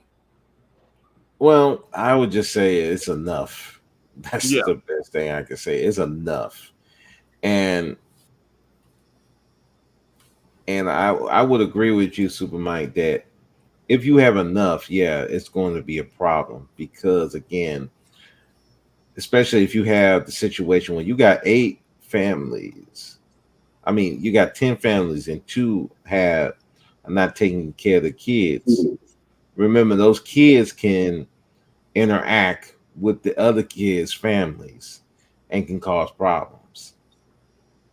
And it gets to the point where it's either the 8 will either move or they'll do something to those 2 families where they'll run off. But more than likely, you know, with how our community is, we tend not to get rid of those 2. We want to work it out with them, almost to the point of destroying ourselves. So that's how I see it. That's interesting. Black people are weak. That's just all I heard. 2 influence 8. That's self-explanatory. Luke influenced the entire community of rappers. That speaks to your black men, your average, strong-minded, family-oriented black man. The 1 or 2 can influence the entire community. That goes back to even your leaders. We need leaders. I don't know what they're gonna lead you to do, but yeah, I listened to that. I heard that. What's your definition of a leader? There is no such thing as a leader. You lead your own individual house. So everybody leads their own individual house. Okay, so that's your definition. Name me a Chinese leader in his community. Name me a white leader in his community. George Bush. Name me a Mexican. George Bush does not lead white people. He does. Just as many that like him, they hate him. There's half and half. All white people do not like George Bush. It's not about all people liking somebody. I told you what a leader. Not even the majority. That's why they have a voting system, because 50-50 of white people vote either way. That's just black people who vote one way. Bruh. Leadership, the word leader is an English word. It means something. Okay. So yeah, a general leads an army. Okay, there we go. Black people so, taking leader into another realm of something else. You're doing. That's why I'm asking you. It's not really a big deal. Leadership is just a normal process. It's not. I don't know what you're making it.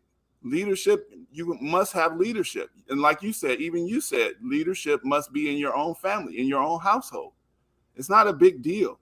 So when somebody says we don't need leaders, to me the word means something. Who's leading you right now? Or are you lost? Well, right now I'm being led by, there's a job I got to go to. There's a business I got to go to on this. It's not a person. That's not a person. On this, it is a person who started that company. On this particular panel, BMT is the leader of this panel. okay, that Lord we're have dealing mercy. with right now. That's leadership. It's not a big deal, That's bro. not leadership, man. Y'all making leadership be whatever you want it to be. No, what does the word mean? That's what I'm asking you. BMT, you want to look it up and pull it up on the thing? Just so we can get rid of this conversation? Yeah, it's real simple. I'll do that. Because you make leader be anything. No, it's not anything. It's somebody who, let's look at what it says. See if we don't need this. You want leadership or leader? Let's say leader and leadership. Let's say both of them. Okay, so I'll hit leadership definition. If y'all coming on in, please like, share, and subscribe. Oh, you don't have to subscribe. Honestly, I'm cemented in now. It don't even matter about subscription shit. I got people outside of black. Wow, I got non-black Americans subscribing to me now. Like I've done moved way out of that peripheral now. But I try to keep it, urban. There you go. The action of leading a group of people or an organization, guidance, direction, authority, control, management, superintendence, the state of position of being a leader. So we don't need any of that stuff.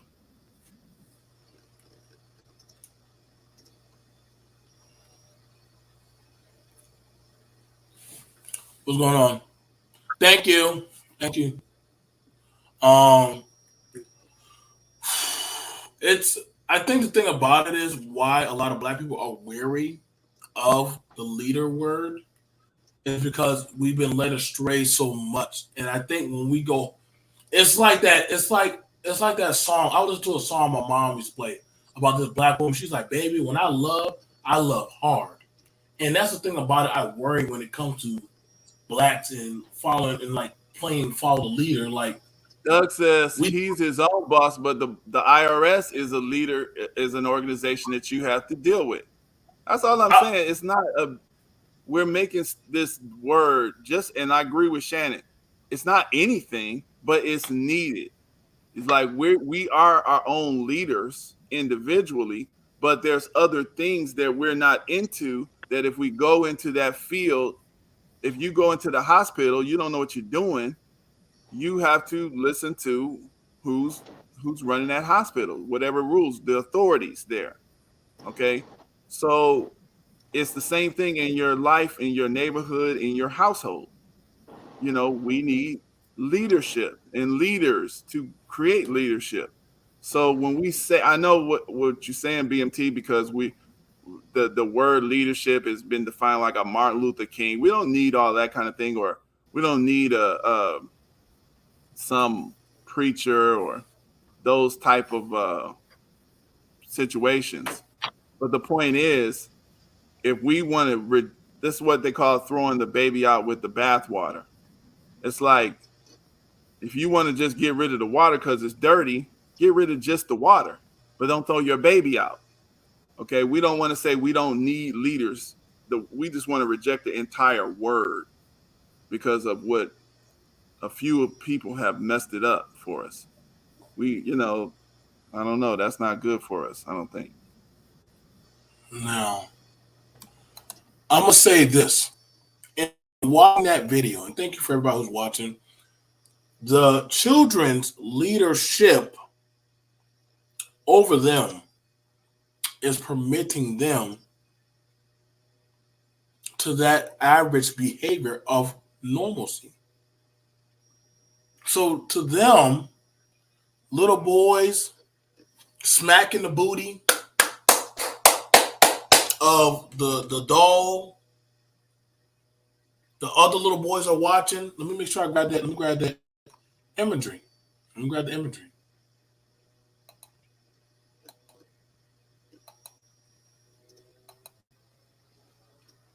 Okay.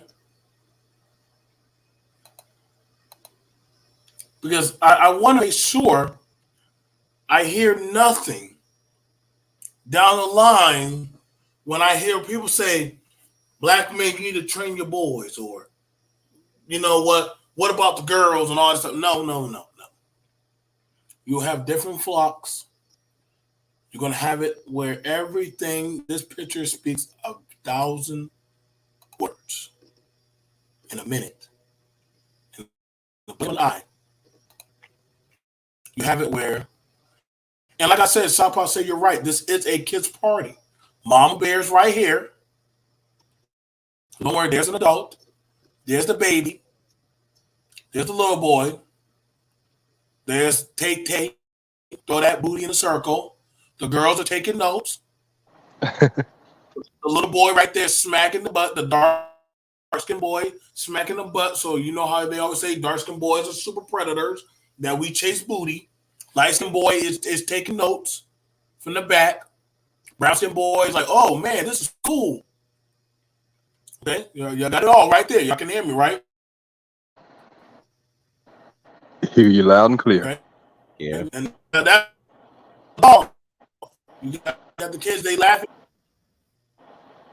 Then, there's little 14-year-old Lakeisha. They she's getting her. She done jumped in there. All the kids having a good time. Nobody being abused. They on their cell phones. The other little boy knows look how hype he is now. Let's go over there to the little boy. He is so happy that he's getting with joy that he went to join the little girl. The little girl Tay. He's like, oh my God, like you were amazing. I want that same energy. So I told y'all, like, this video showed everything we need to see in 1 minute. And then go from there. Mama Bear, she's like, dang, I gotta get in this. There's Mama 1 and Woman 2. And there's Big Daddy. Big Daddy right there, holding on to the cheek and dancing. So there's the man, there's the woman, there's the other woman. He got the light skin and the dark skin, all in unity. Yes, sir. He ain't bought weed or no nothing. And they right there having a good time and praising Wakanda and just having a good time. It's because it's normal, BMT. They're outside. You would think they would think something's wrong with that. They're outside. So, what the F kind of boots? Listen, nowadays, a lot of these men are wearing the same kind of boots these women are wearing. Hell, I kid. Honestly. Oh, man. You got men wearing the same type of shoes these days. Like, you can't get mad at that, JoJo. I mean, it is what it is, baby.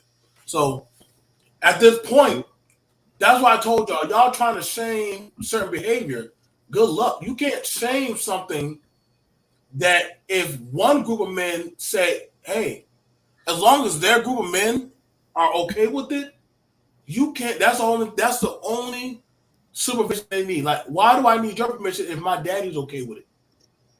Is that fair enough? If my daddy don't have a problem with me dancing like that, like I said, I know y'all say, well, daddy, if the father was there, these girls wouldn't do that. But if the father is there and he's okay with it, granted, I'm an 80s baby. I grew up in y'all remember that beat? Oh boy, if you play that beat, them girls took off their sandals and they got in goddamn hunch mode. And shoot, boy, like listen, boy, it was freak. Before they was twerking, there was what was those girls called in goddamn Living Single? You know what I'm saying? The ones that had to do the they were doing that damn dance stuff. It was the girls that on Saturday Night Live. You know what J-Lo and all them used to be part of that shit. But yeah, we used to have them girls that used to dance. Now the thing about it is, I believe that we done got into a corner that we can't get out of now. It is what it is. Now, what's going to happen is two things. Some people are going to be like, damn, do you love me for anything else other than my ass? And then other people are going to be like, well, that's all I was trained on to love was that ass. Perfect conversation. Perfect. So if I was trained to love them cheeks. Now, some people are like, no, there's more than ass to the face. So you have it where the boys are saying, hey, now you got these older men saying, oh man, like I want a real woman. Nigga, please, I am a real woman. Y'all loved it when I was shaking booty and cheeks and shit. Now all of a sudden, shit, my uncle was complaining. My uncle was, you know what I'm saying? The men ain't bothered by these type of behaviors. That's why I understand when y'all be trying to talk this sophistication, I be like, what do y'all mean? I'm just showing y'all a live recording. You cannot train, like, back in the day, talking about LGBT was taboo. Nowadays, you gotta where a boy can say, I'm bisexual, transgender, monkey, and he still get a bad bitch. Like, what the fuck? The women are like, oh my God, he's so empowered and strong. And y'all be like, what? And y'all say, nah, that don't make sense, BMT. But it's a whole new era, baby. It's a whole new world. And that's this thing like, about it. who wants to, like, I mean, somebody. I get what you're saying, Mike. I get what you're saying, but this is it now. This explain why that man is comfortable and that woman, those two women are comfortable. Hey, listen. That's one dude, and this old man is sick. Look at this. That's some old heart attack speech. Look, the man is about to die. Don't do that, Mike. Look at his feet. That's elephant. He got circulation problems. He the only dude there, and that's the damn shame. But I guess that's what. I guess he got those young boys there. But what I was gonna say though is, this does for a lot of the ladies. This does lead a lot of men to look at the women that they grew up with, which are black women. They look at black women as like smutty, dirty, you know, and like the men that choose to say, I don't want to grow up and hang around, you know, ghetto ass type of lifestyle. When they start elevating themselves, educating themselves, and cleaning up their lives and getting away from like all the things that they consider ghetto or dirt, then that's where they do choose other cultures of women, because they look at them as better, more refined, you know, and cleaner. I don't see that. Now I want to say this to y'all. I want y'all pictures. The boys are seeing the mama twerk and portray in a certain type of manner. Okay? Or that girl. She's a beautiful woman. I ain't gonna cap. She's a beautiful woman. Now that man, even though he's sickly, he got access to a woman. So what does that tell those boys what type of woman that they could get access to and that they should be chasing after? Well, who is that? See, that's what I'm saying. Like, it's another thing too to realize, like, who is who. Like, what is this old man? Is he something to them, like a family member, or what is he? You know, so that more than likely a family member. Yeah, because look a little younger. He's just old. No, he ain't even old. He's just sick. Look at him. Go back to them. Go back to that sick dude. He's just he's fat. So he's fat and unhealthy. You could, like, anybody that knows, like, with your feet like that, that's a heart circulation problem. But his face looks young, so he's sick. So he's a young person too. I thought he was old because of just looking at the feet. He looks 50s. BMT, I want you to stay on that one little thing. Yeah, I'm just saying, like, you know, I'm just saying, like, and looking at all of this, it's kind of hard. Yeah, that's not good. It's not a good look at all. It's really not. It's like a really bad. But you know, and I'm going to concede if I see a problem. But the only issue that I had with what Brother Shannon said is that this is the average man. But it is. But this family and in that neighborhood, that's bad. That's average. This is average for I know I have seen stuff like this in projects. You know where else I've seen it at? I have cousins with masters. I have cousins with PhDs, They're in sororities. I see it with them. Yeah, They twerk all the time. Well, I mean, twerking itself, but I'm talking about in a neighborhood like that. I don't know. Yeah, they twerk all the Other time. cultures that On twerk. children. There's other cultures that twerk.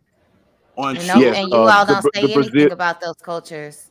Yeah, the Brazilian we women do, twerk Sister all the Brad. time. Don't you come here with that They now. twerk in Brazil. The little girls. Yeah, but the Brazilian butt lift comes from Brazil. I don't know what people think that they're so wholesome for, but that's where it comes from. And I yes, mean, they twerk. In every It's not a secret. culture, in every culture, there's some ghetto woman. Okay, yeah. But then you got the men from here going overseas to pick up other men's trash. That's true.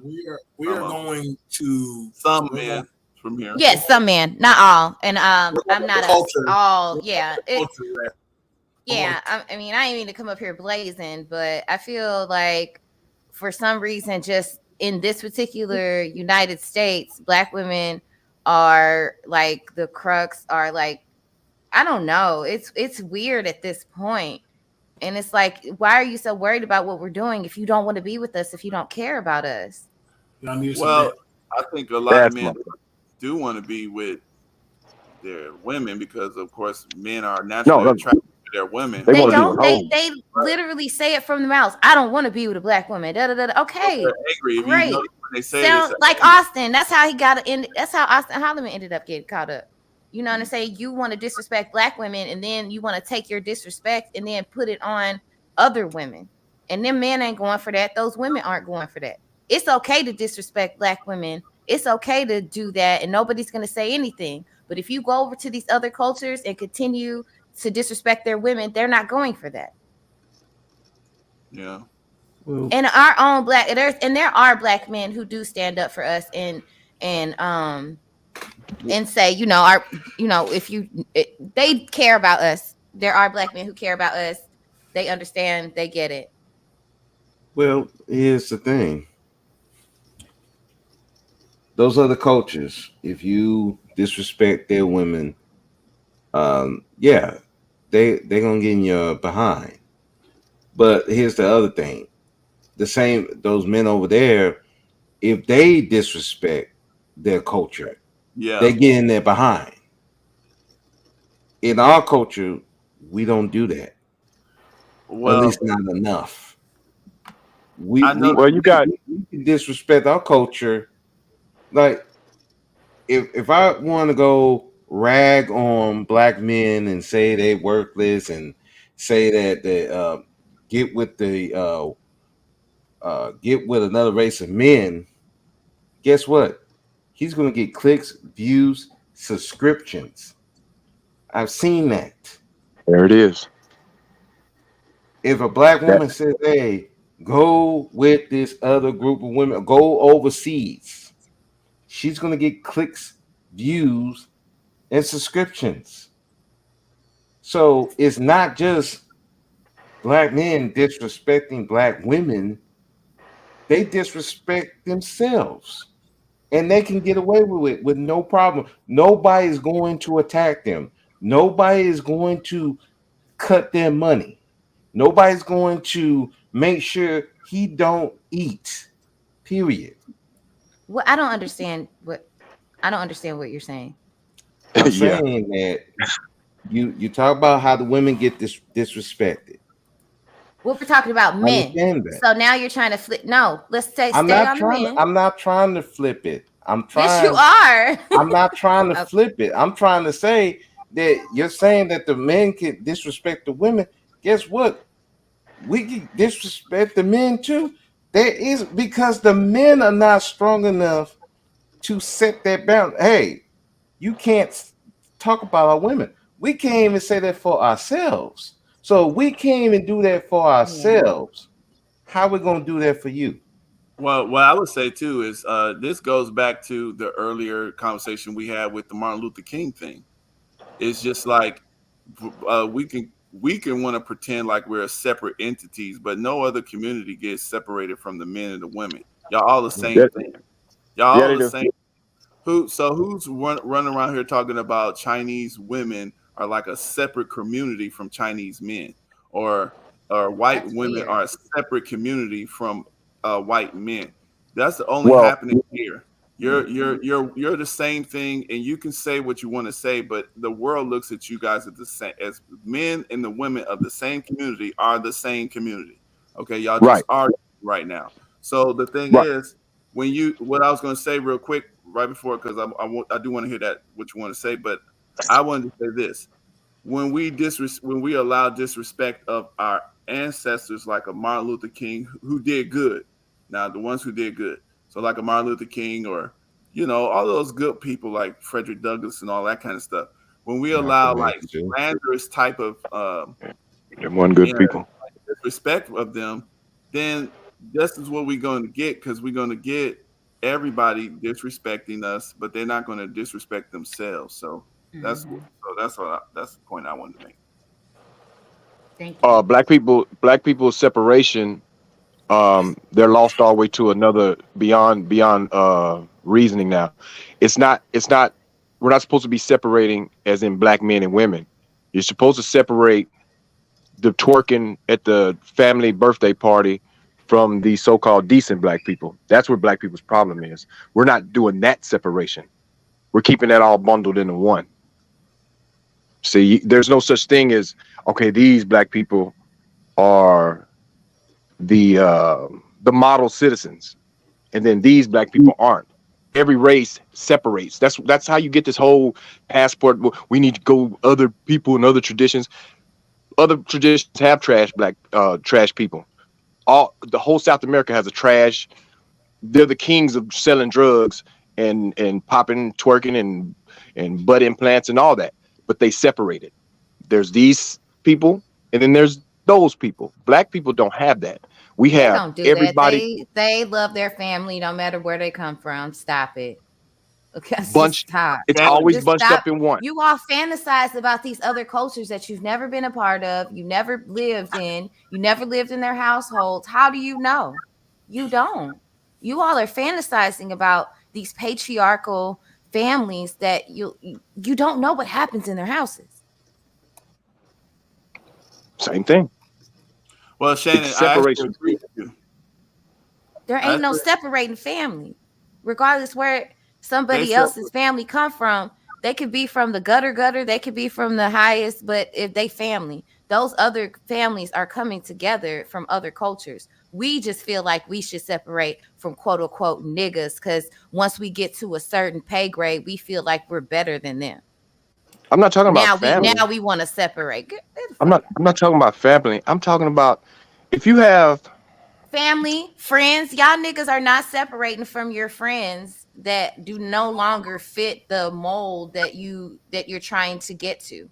Y'all Why wouldn't you still do that? embrace those homeboys. Stop it. Yeah, that's what I'm saying. That's what they're doing. Y'all I'm welcome saying them that home. They welcome them home from jail as though they graduated or came from a deployment. yeah, that's what the point I'm making. So They're keeping how them does together. it? Go ahead. You can't if I became a doctor tomorrow and I was on that type of thing, I can't keep jumping back and forth and going to the hood and go smoke weed with my homeboys. You can't. That's what black people do.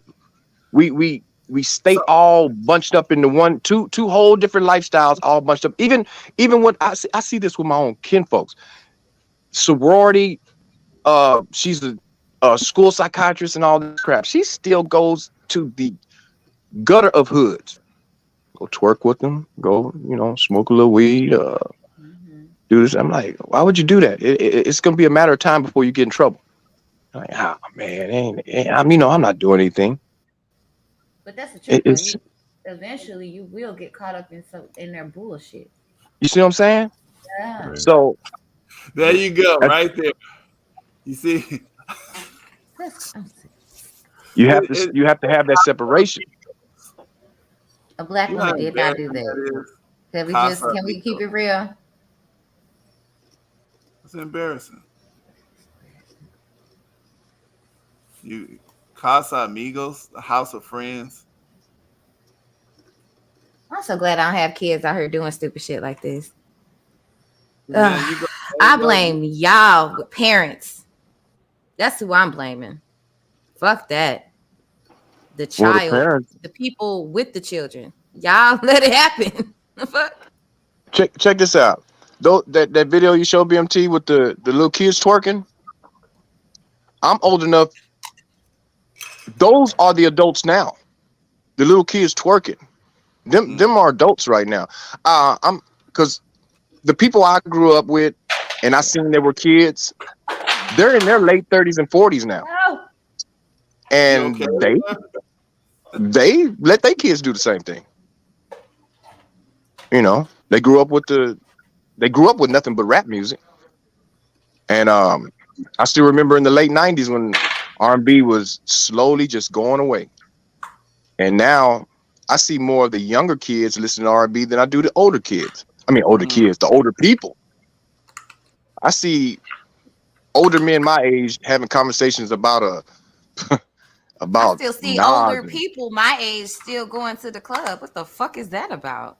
Get With your the young ass people. at home. Yes, take your ass They're going with home. the young people. I would Yes. understand if you're going with the older crowd. No, they're going That's because a lot of people miss with the young that. people. I'm gonna tell you why how this happens. A lot of people wanted to grow up fucking fast, grew up too fast, ended up having kids, had to support them kids, put their childhood on hold. Once their child grew up, they like shit. I'm getting to the club. I'm a relive, and here we are today with these fucking irresponsible ass adults who think they still children. That goes for men and women. Yeah, people are in a time warp.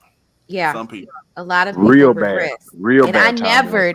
I never wanted to grow up fast because I seen my cousin do that shit. She was super fast. She was the girl that lived upstairs was fast. My some of my homegirls in high school was fast. You know what I'm saying? But my daddy wasn't going for that. So I never wanted to go to the club before I was old enough, or drink before I was old enough, or smoke before I was old enough. I wanted to be the little girl until I didn't have to be no more. You see what I'm saying? Because I didn't want to disappoint my parents with that shit. Because there is no hurt that hurts a daughter's heart than looking at that and seeing. Well, the you had two disappointment. parents that raised you. I have both my parents, but they did divorce later on. They probably divorced. But they kind of raised you together, right? No. Mm-hmm. Okay. But my father was also in the Navy, so it's a weird dynamic. Oh, Army kid. I'm an Army, but my daddy was Navy. Well, yeah, I'm just saying military kid. That's what Yeah. Yeah. No, but Shannon, I wanted to go back a little bit to what you said. How you were saying how Black folks don't separate the well-to-do or more refined type of Black person from the lower kind of loose ghettoized, just wild type. And the only thing I was going to say with that is I actually agree with that. But that's what that was the point that I was trying to get with you a little earlier when we was talking about when you were saying this is the average man. To me, that's what I heard. I heard you kind of mixing in this ghetto family with everybody. And that's all I was saying. I was saying we should do that separation. We should say, okay, this is a group of people. No matter how, we don't have to lie. If it's a lot of them, it's a lot of them. It's cool. But the point is, this is how it should be. These people need to be followed, or this example is not a good example, but these particular people are doing a good example. So that's what I was getting at. That point where we should separate that. We shouldn't, just mix everybody in with the worst, which is a true part of Black life, but it's not everybody, and it's a lot of times it's not the majority of people. And here's what's happening with the Black people. This is what's happening. The ones that claim they're traditional and all this high moral ground and all that crap, they're jumping in between both lifestyles. They're saying that out loud, but they're running around slapping booties and telling them to pop that butt. And that's why you can have conversations where you see all these traditional, high value, highly moral men having a conversation with a Brittany Renner. True. Why would you do that?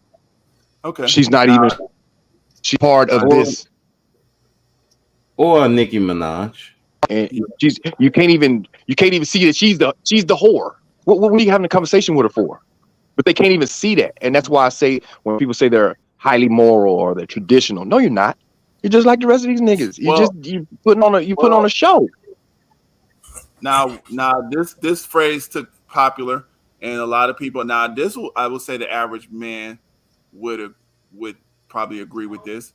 The lady in the street, but a freak in the bed. That right there, I could. Tupac. Ain't that Tupac? That's Ludacris. No, that was Ludacris. Who was it? That's even before that. Yeah, but he just made it popular, but people were saying that. Yeah. Yeah. That's what. Lady in the street, There's your problem right there. We found it. You're right. It's a problem. It's true a problem. I would say it's a problem, but I would say that's the normal fact. Like we necessarily did not want to present the freak culture as the forefront portion of our total Black culture, because it's just a part of it. But yeah, it is a part that no matter what social economic class that we're in, that a lot of us feel like going back to. But we're supposed to hide that. Are y'all ready for the next video? I got some more English in it. Oh, you got more than this? I got all around. I told you I play fair. So let's go. And I'm glad Red, I understand Red said she couldn't do it. So I said, I'll do it. I'll do it for you. I'll do it for you. DT tackles one side, I'll get the other side. So go ahead, Battle. All right. So this one right here, y'all, both sides gonna have to explain this one to me. Just fair use. Goddamn.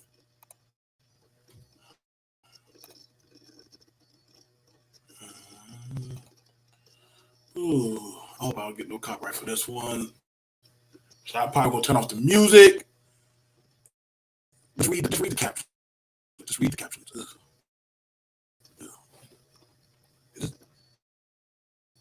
Let's take the kids out. Make sure the other kids can't be that freaking nasty. All right. Let's get this one away.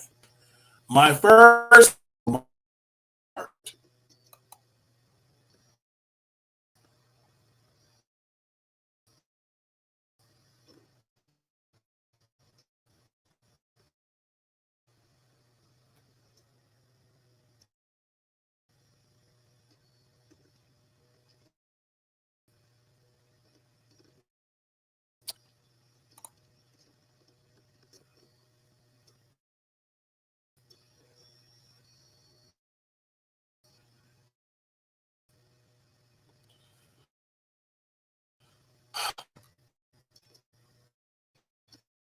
Thing. She had kids, brother. She had kids with her, and she had kids with the other brother. We can't hear you. Well, I couldn't hear it. I can't barely read it because my screen's not big enough. Wait a minute. So BMT explain this, because I don't want to jump the gun. I want to make sure that I understand what I'm looking at. I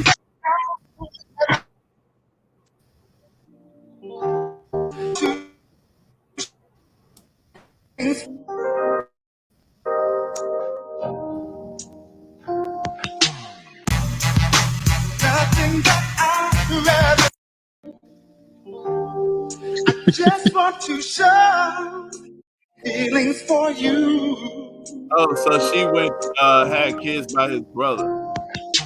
Yeah. Yeah, I can about imagine how that family reunion be going. Yeah, that's weird. They're gonna have to explain that to them for generations. So whatever. Oh, so okay.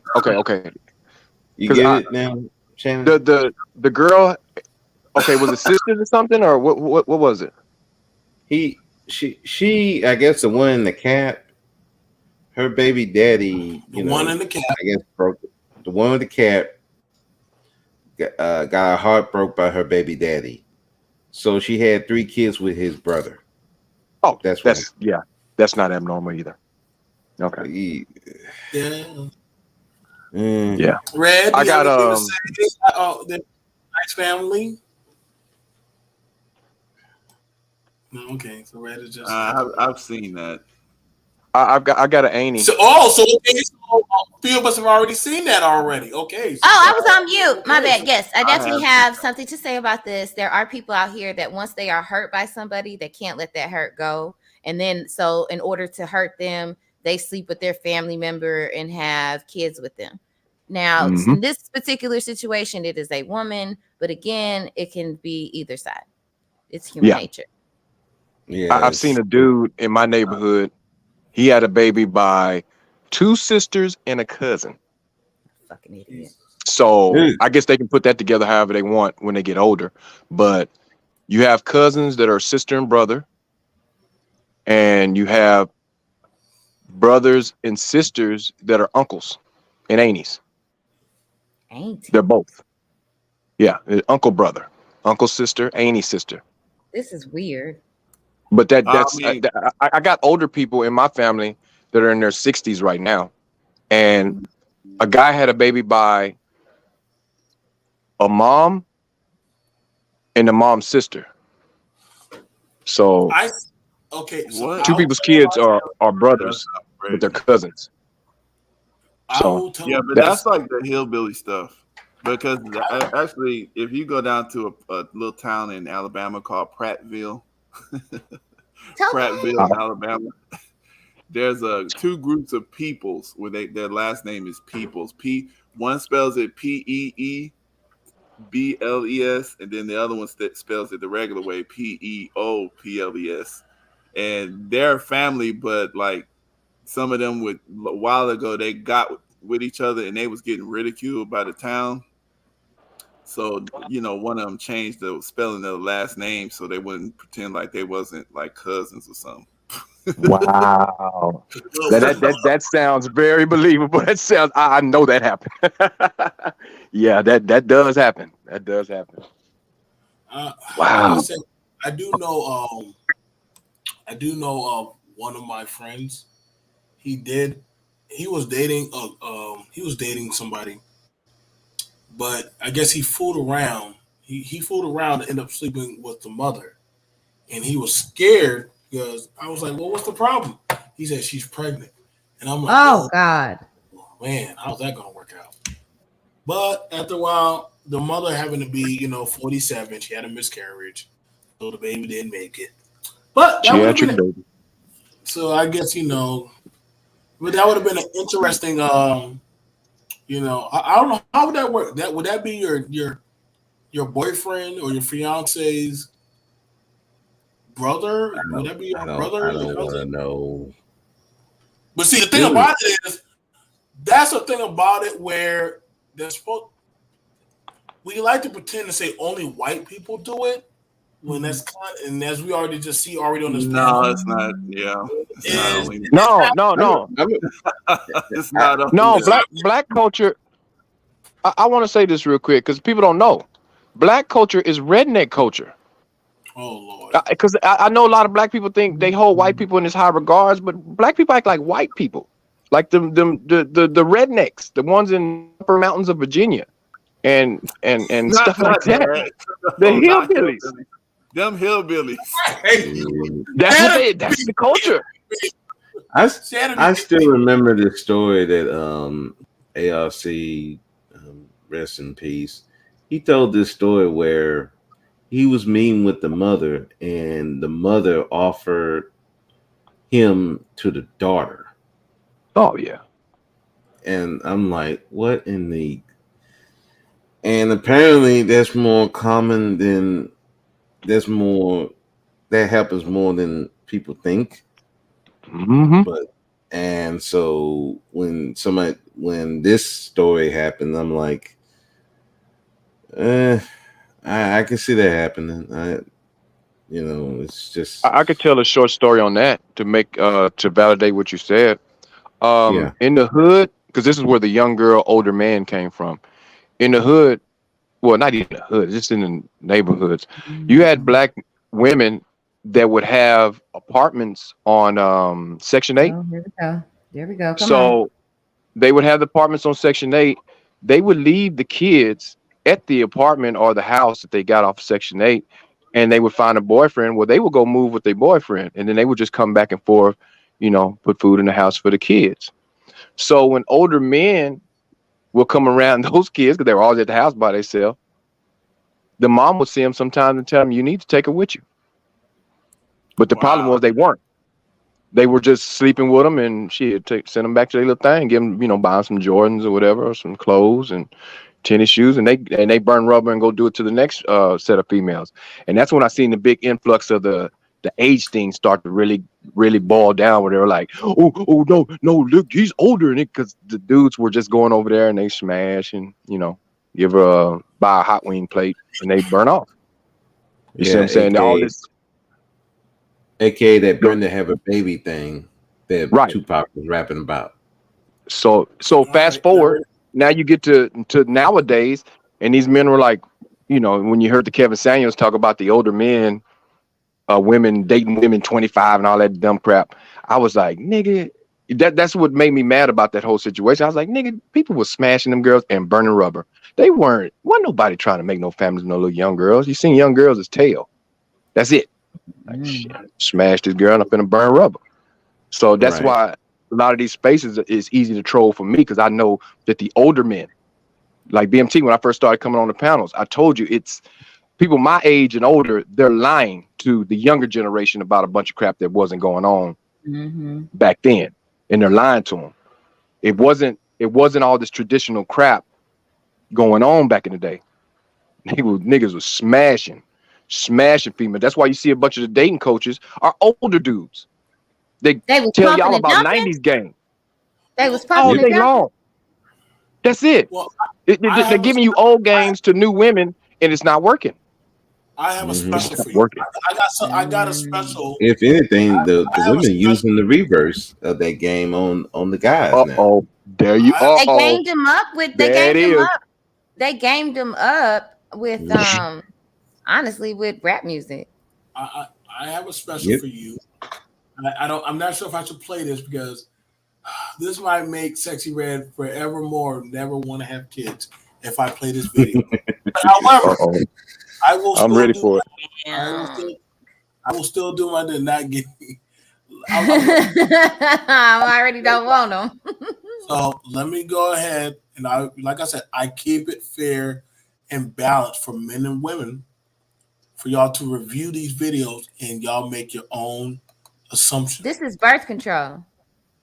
I'm gonna be quiet, man. So go ahead and y'all listen to the conversation. I'm gonna restart it for use. Let me know if y'all can hear it properly.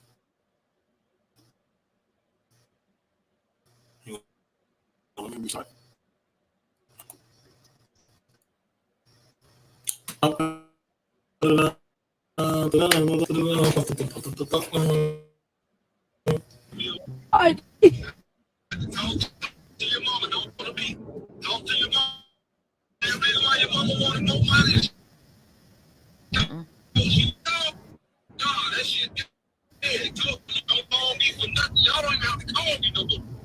Talk to your mama, not me.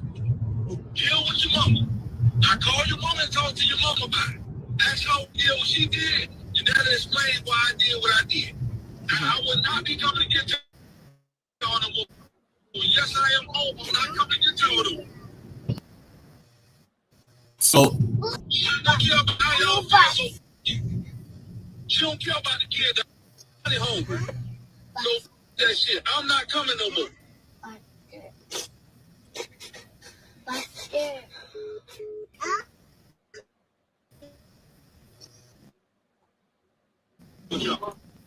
Oh man! So the boy, the man has to pay child support, and he says for what I put together, he drives truck.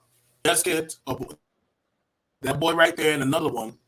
And because the mother put him on child support, or whatever reason, you know, he's on child support. He said, I'm never gonna come pick y'all up. I don't want fucking shit to do with y'all. And the boy asked him, why, Dad? Why don't you, you know, be bothered? You cutting out. He said, I told y'all. Yeah, BMT. You cutting out, BMT. Take that video down. Yeah. So the thing about it is, there you go. So the thing about it was this. Good morning, Doris. So, can you put the link in the chat? I can't hear or see writing. Okay, so the thing about it is this. The father got put on child support. He has 2 children with the mama, and he's telling he's telling the boy, I don't want jack shit to do with you or your siblings. He said, yeah, I'm home, but I don't want to pick y'all up. I don't want nothing to do with y'all. Talk to your mama. So this is right here one of those things of the war on child support, of why some people say, well, if they got rid of child support, then the man will do right. And I'm like, well, do or with or without it, you can't. A man is going to want to take care of his child regardless. I'm going to be honest, as a man. But there are some men who just aren't like that. BMT, man. But I know that hurt. I know that hit deep, Shannon, me playing that video. But some people need to hear that. Some people need to hear, and that's not a abnormal video. A lot of children get that phone call from their dad saying, I don't want to fuck with y'all no more. A lot. Oh, man. I told y'all. I've heard it myself. Saturday morning, we pretty bitches. Let's get it. If I need me, I'll send you the video if I got to, Red. But yep, let's get at it. Damn. I've heard that myself. Heard that conversation myself in real life. And I got on the dude about that. I was like, nigga, you can't, man, oh man. Yeah, you can't make the kids. I don't even try to be on a moral issue with that. It's just that what I explained to him, I said, say, man, the kids don't have nobody. They by themselves over there. I know most of the women that had these kids that go through that kind of stuff, them kids be at home by themselves. I said, man, hey, go pick them kids up, man. Just, hey, whew. Nah, that video, golly. I've seen this. I've seen it. I've heard dudes tell them. I'm like, man, you can't do that, man. Like them kids, people don't realize these kids don't have nobody. Like they don't have, when they be stuck at the house with their mama, she might be, man, y'all don't understand. These kids don't, a lot of them don't have nobody. And a lot of them adults are alone. They're by themselves. They are by themselves. They are left to the guises of their mother, their emotions of their mother. And kids need a break from that shit. If you need a break from that shit, imagine what the kids need. Oh my God. Well, that's not only that, it's not just a simple case of these women going to work. That's understandable. If you're the only one with the making money and they need that. I can understand that, but some of these women are leaving them alone to go do whatever. But some of them are then some of them are stressed. And like I said, they don't know how to handle emotions. They don't have the resources to handle. Like it's a snowball effect of shit that you can't just blame on the mother. Let me throw this one in there too. They don't have grandmas no more, so they can't even drop them off with grandma. They don't have the grandmas that we had. No grandmas, no aunts. All that's gone. Grandma trying to go out with her boyfriend. She go. I mean, your grandma's is in their early 30s now. Damn, and then the great grandma got too many. Damn, the great grandma the only one that got a house. Yeah, grandma got a apartment somewhere. This is hey, listen. This is the situation that a lot of our families are in, you know what I'm saying? But the thing is, it's like I've seen that, like you said, I've raised somebody who I think their father did that same thing to them. but you can't be explaining that stuff to your children. You're not even supposed to put that on your kid's mind. No. If you're not gonna do it, which is a dumb idea, but even if you're not going to get them, you ain't supposed to tell them that. It's stupid. Usually they just did. You never see them. That's filtering down the generational line of your family. And now we got to quote Tupac again. You know what I'm saying? Because the coward wasn't there, even though you was a crack fiend, mama. You always was a black queen, mama. No love for my father because the coward wasn't there. You see? So that's, coward. you know, yeah, the coward wasn't there. Because guess But you what? praised the crackhead. Yep. So I'm love this crackhead. Because you out there saving the world with your scientist self or driving trucks or doing whatever you're doing, making money, you know, with whoever.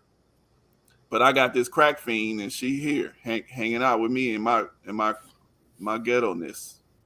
Right. I'm about to pass it over to pass. But like I said, I told y'all, I keep it fair on both sides.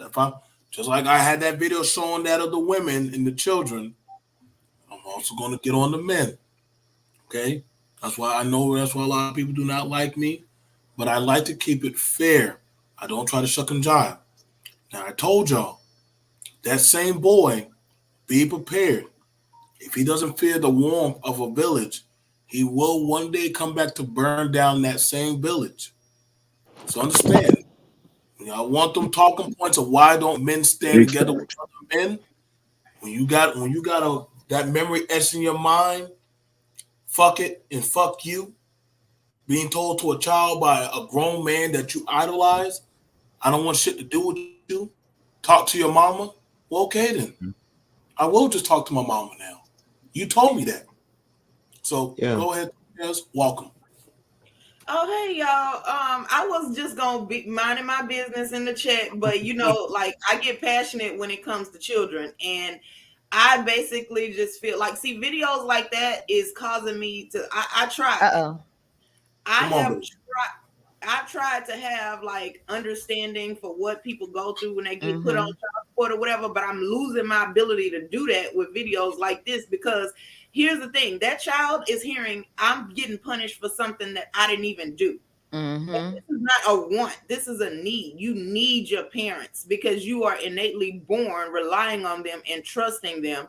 And that's how a lot of people get damaged. To me, that dude is super emotional. He big mad at something that happened in his life, not taking accountability, and he's taking it out on a kid. What is a kid supposed to do with that information? They don't even understand the ramifications of what you're saying right now. And doesn't this force kids to grow up faster than they should be? And they want to do more adult things. And it's just a cycle. This, like I said earlier, you know, you got people having kids when they're younger, becoming an adult faster. Then when they get 40, they want to be in the club acting like a child again. Right. Because that sounds like him. He sounds like that. He didn't get that childhood because he ruined it trying to be grown up. Well, and here's another thing. And so now this is worse coming from a man to his son. Because now he's like, okay, so now if I don't have that male role model, now I got to be that for myself, you know, and it just basically now he's going to try to become a man. Now he feels like he got responsibilities and this is not fair because and here's another thing that angers me about black men. I don't care that other races are doing it. I'm talking to black men today, okay? Because it could be y'all. I'm tired of black men settling for mediocrity. Y'all don't have to always say, "Oh well, if white men and Asian men and Latino men don't have to do it, why do I have to do it?" You don't want to be better. You don't want to be the leader, the standard. Okay, well, whatever, right? So here's my problem with this: they're willing to put up with some of the most egregious behavior out of a chick just because she got a fat ass. But the minute somebody do something around you that you don't like, that kid got to pay for it. Or why? You know, like, see, stuff like that. I feel like sex is a responsibility. I don't care how many, you know, types of birth control there are out there. I'm sick of them dumb arguments. Okay, nothing is 100%. Once you decide to start having sex, protected or not, there is a possibility. And when a kid is brought into this world, sometimes your stupid, selfish pleasures are going to have to go on the back burner. You may be mad at the baby mama for putting you on child support. Okay, but what they got to do with this child? If the baby mama ain't spending the money on the child, right? Then you take that up with her and you figure out a way to get the money from her, and then you spend it on the child. You don't stop taking care of the kid. If the baby mama blew the child support, then you're gonna have to forego your little parties and dates with other chicks so that you can get this child what the baby mama didn't get. And then you find a way to get that money back from her as the adult. You deal with her as the grown-up. The kids should never even see or feel or even know none of this stuff. People always want to say these kids be in grown folks' business. Y'all put them there. Yeah. Y'all put them there with videos like this. That bullshit. Yeah. Now, I have a question. Is it fair to ask that this can end up with this boy having some type of resentment towards black people? Yep. Yes. Especially men. Especially black men. Especially black men. That's what this space is. It's filled with them type dudes. The little boy. I mean, look at Edward Anderson. He doesn't have his father. And he just raging against black men. Okay, well, let me say this, right? So that same man in 20 years from now, when he try to contact this little boy because he need a kidney or whatever, and yes, I'm going to the extreme. This is hyperbole to prove a point. Okay, it's hyperbole to prove a point. Whatever it is that he need, okay, even if he just need a hug, whatever, right? So the point is, he gonna need something because life has a way of making you come back to the place where you messed up at. At the end of life, everybody comes back to being like a toddler, needing somebody to wipe you and feed you. Okay, so you're gonna need something. All right, and then you're gonna call this child and be like, oh well, if he don't want to come, that's because his single mama raised him to be emotional and he can't think logically and know that he's supposed to take care of me because I'm still his father, blah blah blah, all that BS. No, the talking point to turn him against you. You did that yourself when you told him. Because once he's an adult, he's going to understand that you had a responsibility and whatever was happening, that you were supposed to still stick through it. Y'all ever talk to adults that feel like, well, my parents did it to me and I turned out all right? This is the making of that. Well, sometimes too, though, those things make the kids actually hate the mama because you wasn't good enough to keep a man. And you that happens. It does. First of all, let's keep it real. A lot of it stops because the kid. Hold on, though. But I just want everybody to understand that every reaction is not the same. It flips on both sides, so it's a dysfunctional reaction. But sometimes it reacts and makes them not like the father. But sometimes it reacts and they're looking at the mama. I get what you're saying. The parents that raise them because the mama's the only one that's there. Exactly. So they don't have anything else with that. So here's the thing. We have something like cognitive development stages, right? So what you're describing, that happens initially because it's a lower level in development. You're dealing with what is based on the information that you have available as a child. When you grow up and you learn the laws in society and you understand what your father could have done but chose not to do, then you start to see a bigger picture, especially when you start having kids of your own and you say, I'll never do this to my kids. And then you see what's available to you. And you might even go back and look at the time when you was a kid and feel like, you know, this was available to my dad at that time and he still didn't do it. He don't have all the allowances that I have now, but he could have at least done this. I would have respected this. So at some point, the child is going to put the blame where it actually is. You know, they're not going to just automatically blame just the mom. Now, they may say, now, because I'm going to tell you, I am that child, a product of divorce, and I know my dad wasn't lying. I had to stay with my mom, and she was a miserable person. Like, she was just a bitter, angry, gossipy person that did nothing for herself and thought everybody owed her something.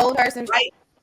And she lied. She is not above lying. And I've seen her do it, and she even did it to me. So I know my father's not lying, and I don't blame him for leaving because it was either him leaving, and he contacted me, and the minute I got out of her house, and he was able to.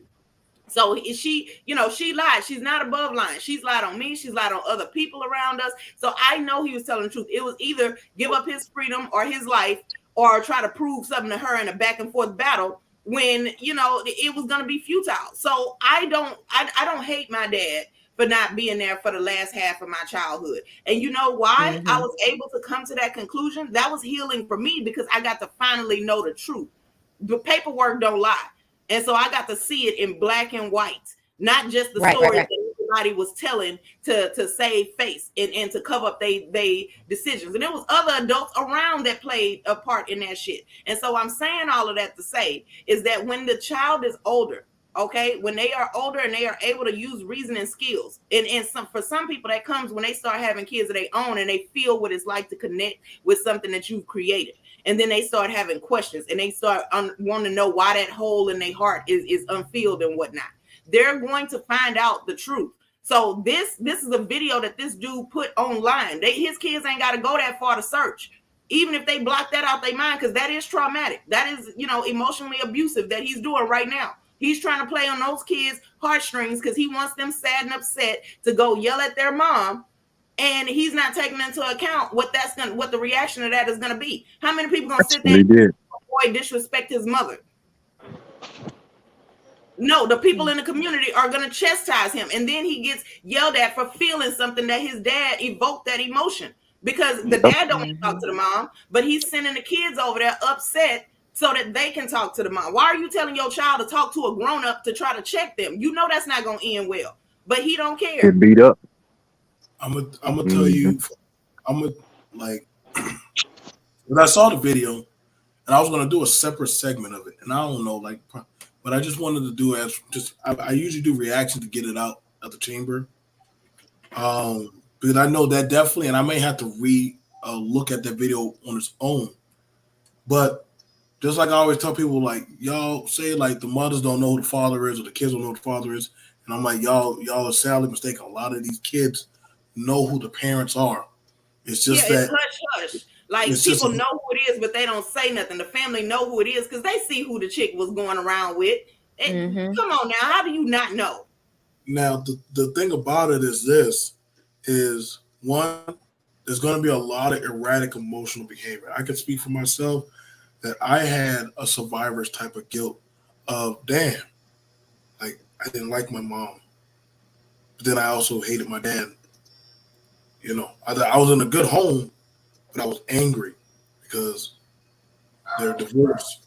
And I'm telling y'all right now, you're dealing with a lot of children, a lot of the latchkey kids. A lot of these people are in their 40, 30, the 40, and some in their 20s. Listen to their talking points of their development of their mindset. They're coming from a lot of different places of unresolved anger, depression, and postal anxiety. Like a lot, I get it, but then that's when you start hearing their talking points of how they develop, of looking at that of women. Women can get whatever they want. They can lay down any way they choose, but they're not looking at, well, what happened to the reaction or the repercussions of that. Or men, if you're a certain type of man, you can just go to any woman and lay with her. Are you talking about what happened to your mother when that man came in there and they put you in the bedroom and they did what they did and he just left out and left y'all destituted? See, I look at and listen to everything a lot of people are saying. And I'm going to play I love it when I love having panels like these because I have another one in the chamber. So y'all make sure y'all strap up, make sure you have your whiskey ready. This is a good one. Because hold on, BMT. I just wanted to say something just real quick. Go ahead. I'm getting ready while you're doing it. No, I just wanted us to think about too, because I know we into the blaming thing, the men, the women season right now. But at some point, when do we elevate over that and see like I agree. To be like, okay, this is what people did. Okay, we're a new generation. I got to answer when you finish. Let's go ahead and I do too. Let's go ahead and try to get this situation cleared up. Let's try to stop some of these cycles and this blame game and tit for tat stuff. So okay, we get there. So I agree with you. I do feel like, first of all, let me just say this. The boomer generation is annoying AF. I blame both of them, the men and the women. The men and the women. Okay, because all they cared about back then, this were parents that felt like my happiness, my peace it should be above all. Okay, and so they didn't impart anything into their children, and then they lied and they held a whole lot of stuff for to save their own face.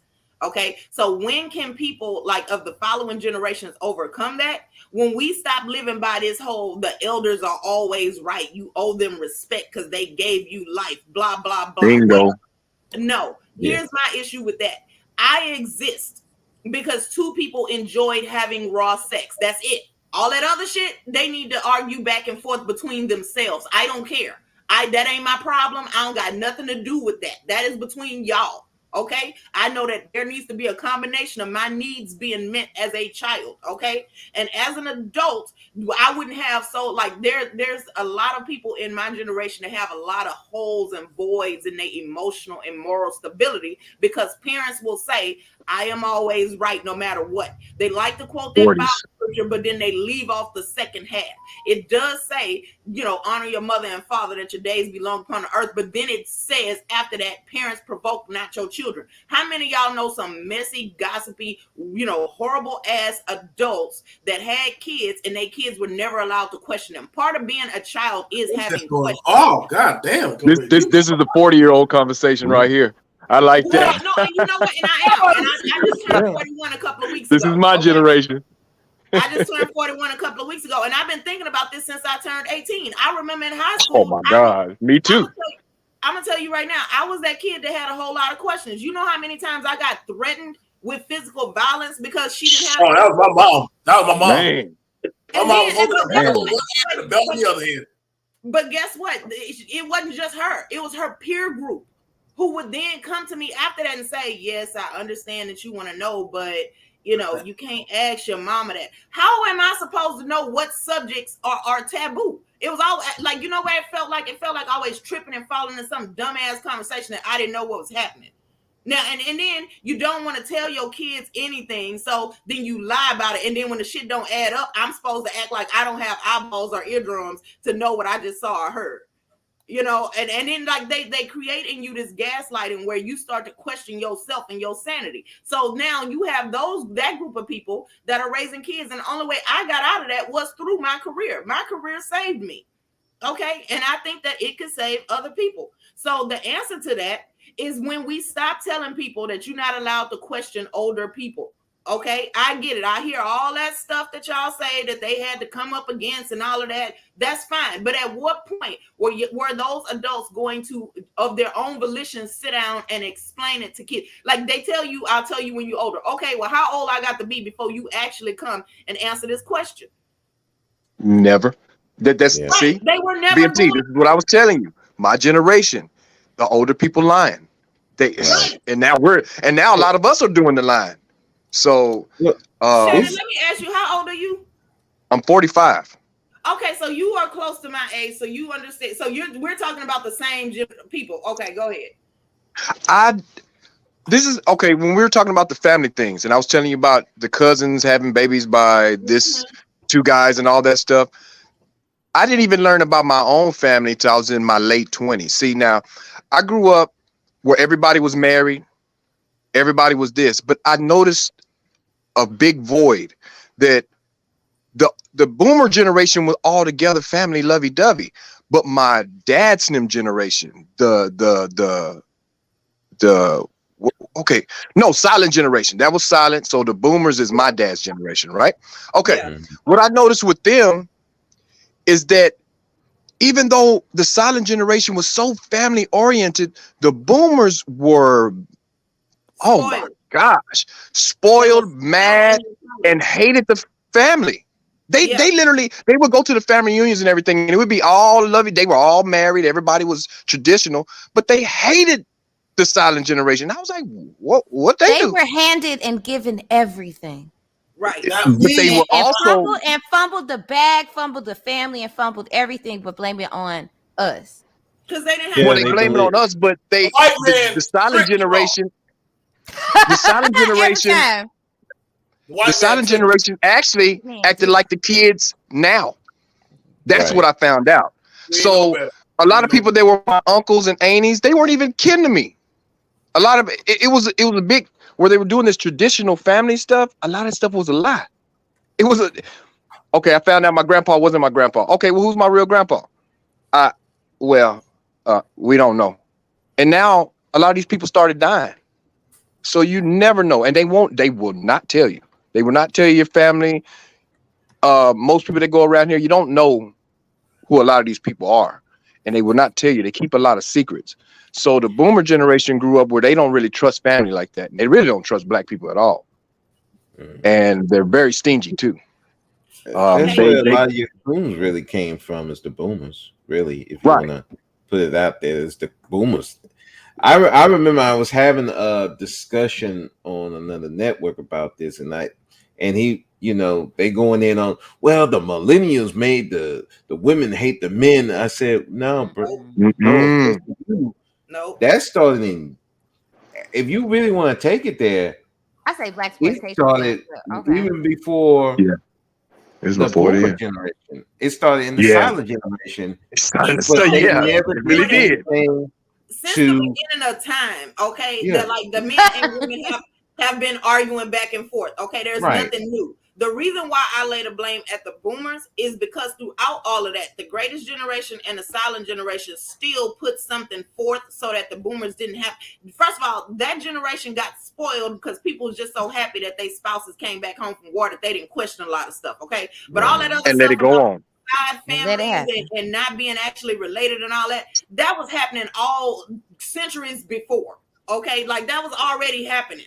My point for the matter is that there was still something good that came out of the other generations. They're the only ones who felt like, nope, I'm living my best. That's actually the YOLO generation, to be honest with you. So, pause. So I'm glad y'all all got y'all revved up engines. So tie your hair back in your ponytail. I got this. I'm so glad. See, there's times, Mike, when if you just let people lead them to their own vices, they'll come to their conclusions. So I have a beautiful footage just for you guys. For a lot of you. Thank you so much. I was supposed to be sleeping in on this good Saturday morning, but now I'm gonna with y'all with this. I have something for y'all. And I want y'all to sit through this and listen and give y'all own accord of this video. This is for y'all. Also, please like, share, subscribe. Share the video if you want. But I ain't asking y'all for nothing. This is a free. This is on the free. Yeah, I know Red loves her video game High on Life. Yeah, I know she loves her game. So let me go ahead. Oh, can I play this? Yeah, go ahead, girl. So let me go ahead and play this one. Yo, definitely love this one. So let's play. Let me know if y'all can hear and enjoy this footage. Ah! Oh, sorry. Let me go on mute.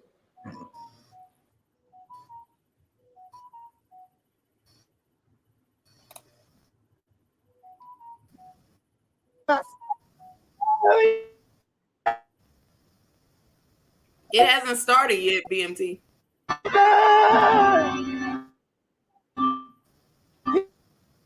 And going one shoot. I said, Jesus! Okay, so hasn't started yet? It did now, yeah, but it's is just it just breaking me or is it choppy?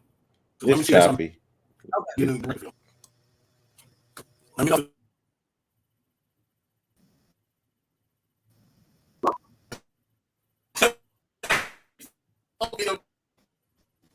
All right. I'm gonna go ahead and play. Let me just try again. I started it all over again. I'm probably gonna I gotta find something better than StreamYard. I ain't still trying StreamYard. I gotta find something better. StreamYard, I can't with you. We're divorcing. We have to get divorced. Is it raining over there? What's that? All right. June. Let's try this again.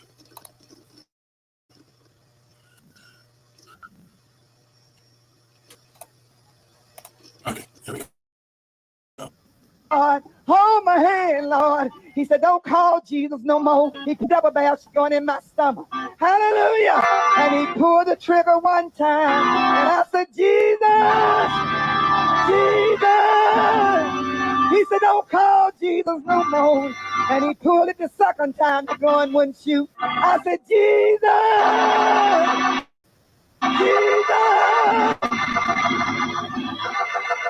Hallelujah. He He pulled that trigger the third time, and that gun went to. Hallelujah!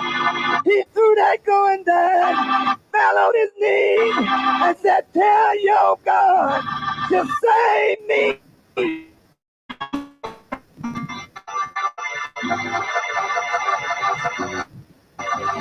Hallelujah! And now he's saved. And now where my husband at? Where my husband at? Now he's saved. Where is my husband? He's saved, sanctified, and he's my pastor, and he's my best friend. Glory!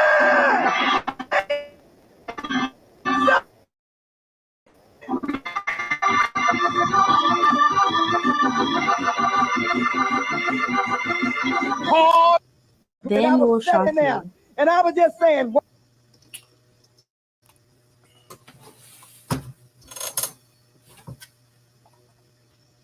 Yeah, you're right about that.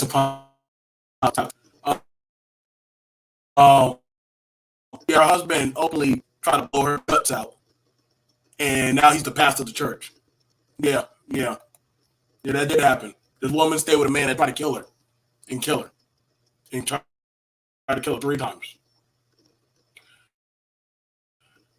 Now they're leaders. They're leaders of the church. So the man that tried to kill her times is the leader of a church. And they're all in there shouting the glory of Jesus Christ. Yeah, I looked at it on Facebook. Hey, I heard several stories like that in church. But isn't that the power of God? See, that's the problem with this generation. Y'all don't have the power. Wait. I'm trying to understand, but I'm trying to understand that of the logic of you're a carnal mind. Of carnal mind. Ain't no, you can't use your logic. You gotta throw that out. Throw that out. Now, the fact that everybody in the church got up and was dancing and shouting until she said, "That man is my husband that tried to blow my guts out with a double-barrel shotgun 3 times. Now he's our leader." And she married him. Yeah, see, that right there. So tell me, what do y'all think the kids are hearing in this message? If I want a wife that stands up and shouts for me and prays over me, I got to pull a gun on her. What do you think the girls are hearing?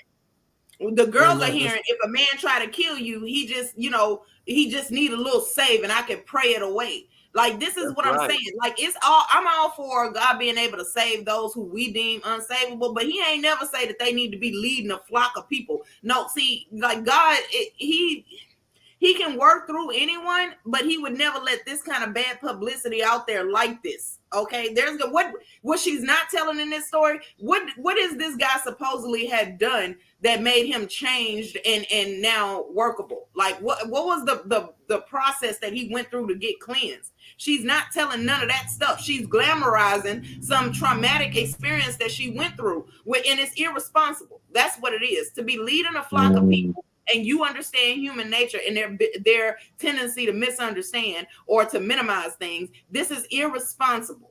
Okay. And I need people to stop, as a Christian, I need people to stop acting like God would put something like that out there. No, I disagree. That's responsible of her. No, it's not. Get out of here. I disagree because of this. Because the fact is, this you can't fix nothing by always blaming and tit for tat and punitive punishment. That doesn't actually create a better environment. Punishing your way. Punishment is needed, but at a certain point, you're gonna have to leave a space open for these people who've done these bad things. The ones who want to change their life, you're gonna have to leave that space open for them. And then when they do change and when they do start doing good and leading church and, creating community centers and educational programs or whatever they had to go through, you're going to have to forgive that old stuff. Who said anything about punishing? Well, I'm saying that's the mentality. When I'm talking about punishing, I'm talking about this person. Let's say this person did something bad and forevermore they are evil or the criminal. They are to be avoided forever, no matter what they do. I didn't say that. I'm saying that's that's how you see. That's what I mean. sometimes the way we mean something, it comes off to other people a different way. So the way you took what she did, maybe she wasn't trying to say it that way. So yeah, that's the way that you said. But let's focus on what I did actually say. And that's what I'm saying. What you said, the way it came across was kind of like she's irresponsible. God wouldn't do this. It was an irresponsible message. So what I actually said was, right, where is she talking about the process he went through to have been cleansed? I didn't say anything about punishing. What I'm saying is, did he go get some help? Did he go get some treatment? Like, what's the yeah. You're not going to get that in that little quick second. But they need to, though. But they're not going to do it. Half a story and then expect people to understand. Like, I happen to know like that there needs to be something. Okay, so I'm not saying that he can't ever lead a church, but that's the only thing that you're telling people is that he pulled a gun on me and now we married and best friends. That's irresponsible. Would you watch a movie that was Would you watch a movie that was 5 minutes long and it went from somebody getting choked out to now all of a sudden they got 3 kids and everybody living happily ever after and she just super calm? That's not a lot of black movies to me. That's not a lot of black movies to me right now. And how well do those movies do? They like, yeah, in the hood, okay, that's fine. But what is it that the people in the hood are watching those movies? Because we happen to know through life experience what the middle is. Nobody outside of the hood care about the movies. They low budget, they don't do very well, and nobody's investing in them. Hey, okay, it's the truth. It is true, though. Okay, so let's get God damn it, Red. Did you like her story? I think it was pretty beautiful. Did you like her story, Red? No. Okay, so she Red didn't like it. You know, I'm gonna tell you right now. My time. What story? I gotta go. I gotta get out of here. Okay. But y'all all were good. You know, talking to. Like I said, have a great day. Have a great day. My time being in church. I'm gonna tell you right now. I've heard a lot of egregious stories that, as I got older now, I even went to ministry school, and as I listen to them now, I said, wait a second, I'm telling this woman to go back to a man that just busted her eye socket and prayed away. There was a content creator saying the same thing too.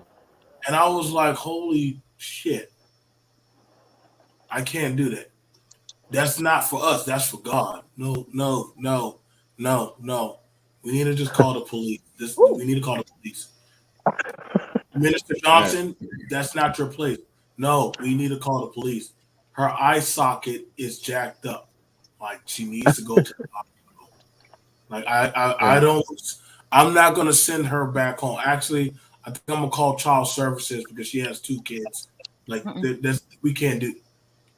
Do you want to lose your position in church? Like I'm telling you right now. Listen, these games. This is why sometimes I worry about religion and psychology because it gets dangerous. It gets dangerous when you believe and you take logic out of what's happening. Like even some of the church members are like, whoa, wait, the guy. Our pastor was trying to kill a woman? Wait a second. Whoa. Mind you, now y'all know what generation that is up there on that pulpit telling y'all, you know, and they up there. Now the thing about it is, I have to wonder, are we preaching trauma? Are we preaching trauma content? Or indoctrination? Like what are we putting out there now? Because mind you, I'm curious about that church now. How they gonna feel? Like, wait, our pastor tried to kill the first lady? Damn. So I got a quick one, BMT. What is it? My generation that's going to church a lot? Because I've seen a lot of them drop off. Yeah, y'all dropped out of the church. Yeah. But so a lot of the millennials are going to church because the churches, they're still mega churches. I know that, but. Are they filled with more of the boomer, or it's still more of the boomers and the generation after that is still going to church? How the hell do I kill this fucking thing? BMT? No, not telling you. Learn how to do it yourself, gamer. Shut up. My God, I hate you. You're the fucking worst. This YouTube bitch it, is please. fucking ridiculous. So, because Like, I I noticed could there's a kill her, big. but oh fuck. Die quietly. Damn. Go ahead. But it's like when she gets into that fuchsia mode. Nobody's telling you anything. Figure it out. You are such a fucking nerd. Go ahead. Damn you. Says the girl playing the game while we on the panel. All right. Yeah, I said it. I said that shit. Go ahead. Go ahead. Get Go me ahead. out of here, BMT. No, I'm not getting you out of shit. This is just This is not about you, Ed. This is not about you. This is about the content. Right now. Fine. Go ahead. Well, can I? You made me Can I mad. give You one just made me story? mad, It's not a BMT. church story, but I can give you. Yeah, a let me story hear about, as far as like that lady in the church talking about her pastor, her husband tried to shoot her. My mother, she told me this when I was 18. That when I was 5, I don't know. I had to live with my brother, my oldest brother, for a little while. I found out why.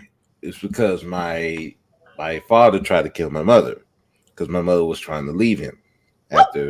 I'm gonna die quietly. Hold on. Sorry. Yeah, Die quiet. she was trying to leave. He didn't take it too well, and so he tried to kill her. Now, my brothers, after they found out that he tried to kill my mother, yeah, they were going to kill him. Yeah. But my mother stopped him. He could have Yeah. went to prison for a long time, but my mother chose not to do that. Yeah. Because she didn't want me to lose my father. Damn. That Yeah, story's not so- odd neither. That story's not odd. I feel you 100%. It's not. So when we were talking about that thing, that wasn't And odd. there's a lot of sons and daughters who don't know that part of their, story. No, they don't. And they don't they won't know because like you said, we keep all this stuff hidden. And but slowly, as like you said, as we start questioning the elders and not giving them automatic respect just because they're older, that's how a lot of these stories start coming out now. And you wonder why these kids don't respect the mom and don't respect the dad. Look at the mess that they find out, and it makes them look at them different. Like, and when she told me this story, I mean, I had to look at my dad differently, but it also I had to look at my mother differently. And Okay, and can I say something when you finish? yeah, you can go ahead. Okay, so here's the thing. I am glad that your mother stopped your brothers because they would have lost their freedom trying to avenge her. But Right. I don't agree that she did the right thing by keeping that from anybody, because should you be around your father if he hasn't gotten any help? And let me finish, okay? Because look already what happened. Your brothers, they grew up, they saw this violence, and then they decided that violence begets violence. Now, what I am saying is that had he been held accountable for his actions and gotten some help with his anger or whatever the issue was that he was going through at that time, he could have stood before y'all as a man that took accountability, did what he needed to do as the result of his actions, and talk to y'all about how to not get there, and it holds some weight. I'm not saying that we just lay everything out in front of the kids and then just let them come to their own conclusions and all of this kind of stuff without any guidance about it. No, what I'm saying is tell the full story. Tell, this is what I was going through. This is what I did. This is what I needed and finally got. And now I can stand here before you saying this leads to this. And so don't make these choices. And what that will do is stop people from hiding behind the cloak of silence. So if I pull a gun out on somebody and everybody's willing to keep that hush hush, and I don't have to take no accountability because now all of a sudden I'm sorry. One, what what guarantee do people have that I'm not going to do it again, knowing that this is the result of that? And then 2, how is it that I'm going to be able to tell other kids that that's not the right answer? So that's what I'm saying, is that we're not just going to like air out all the dirty laundry in front of the kids, because they need help being able to process and understand what happened. I never once, like, I just feel like behaviors have results, and you only get to come back into the community after you have accepted those results, because that is what kids are watching. Right. I think the thing about it is, when it comes to these situations, people want proper help. This is why they end up on these panels looking for mentorship and different stuff, because they're seeking guidance. It's definitely self-apparent. But they getting it from the wrong people. They getting it from Man, people who got a yeah. I hear you with that. I hear you with that. But again, it's like you starve somebody for long enough. Point and blank, I'm gonna show you. When they say, well, look at the females. When you come from a disaster situation where you didn't get the proper validation from a healthy source, and then somebody comes around saying, you're beautiful, you're cute.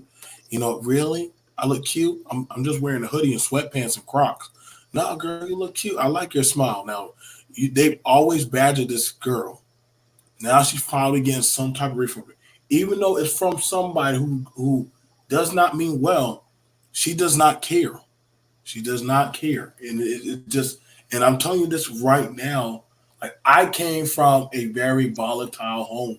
Like, I'm telling y'all, like, I was not a good person. I was not. Like, I'm not going to try to placate it. You got to grow out of that. Like, you're right. Out of that.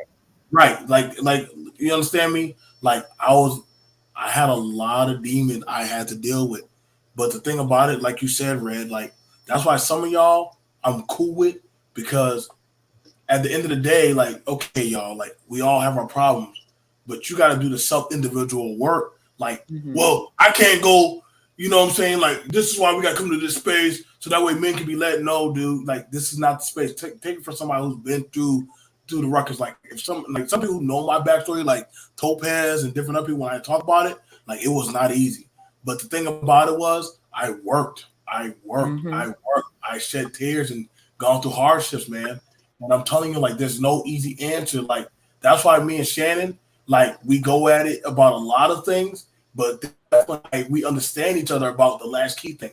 Hell, like, even when I talk with Red, like, yeah, like, I've done been through all that. My dad came back from Vietnam. He was not the same man. He was not. He was very different, very aggressive. You know what I'm saying? I get it. I fought my brother, just like how you're talking about right now, Brother Speak. Yeah, me and my daddy threw hands. You know what I'm saying? I ain't gonna say I won. I didn't feel like I won, even though I got my hits on him. And he's a big dude. But I was crying in that U-Haul truck. I didn't want to fight my dad. But these are reality things that people shut off in their mind, so that way they can say, like, this little talk, man, child support is why men do what they do. Bullshit. I know a lot of men, they not even on child support, and they could give a flying fuck if they were. They still not going to pay that shit. And I'm trying to tell y'all right now, man, like, people are going to do what they're going to do. The women don't care, but they're like, well, nobody give a fuck about me and this kid, and I don't got no help, so why should I give a shit?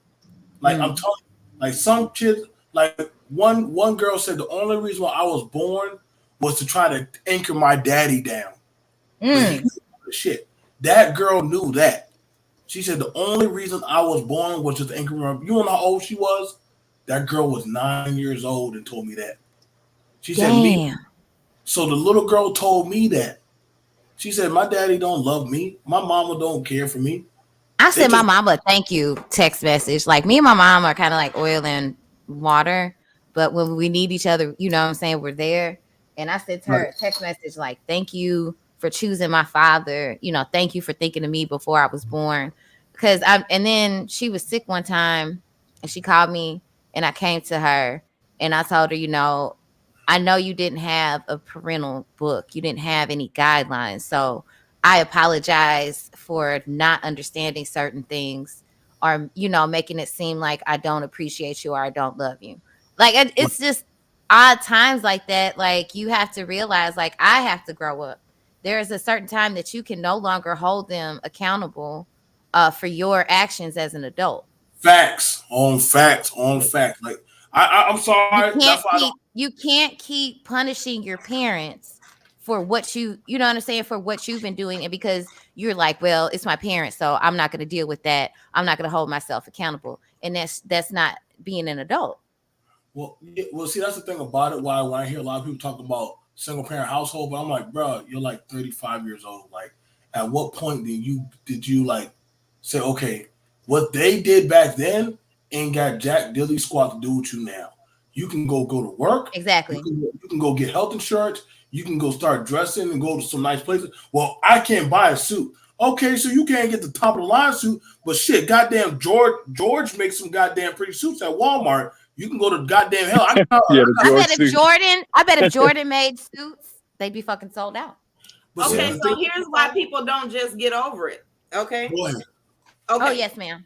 So here's the problem with that.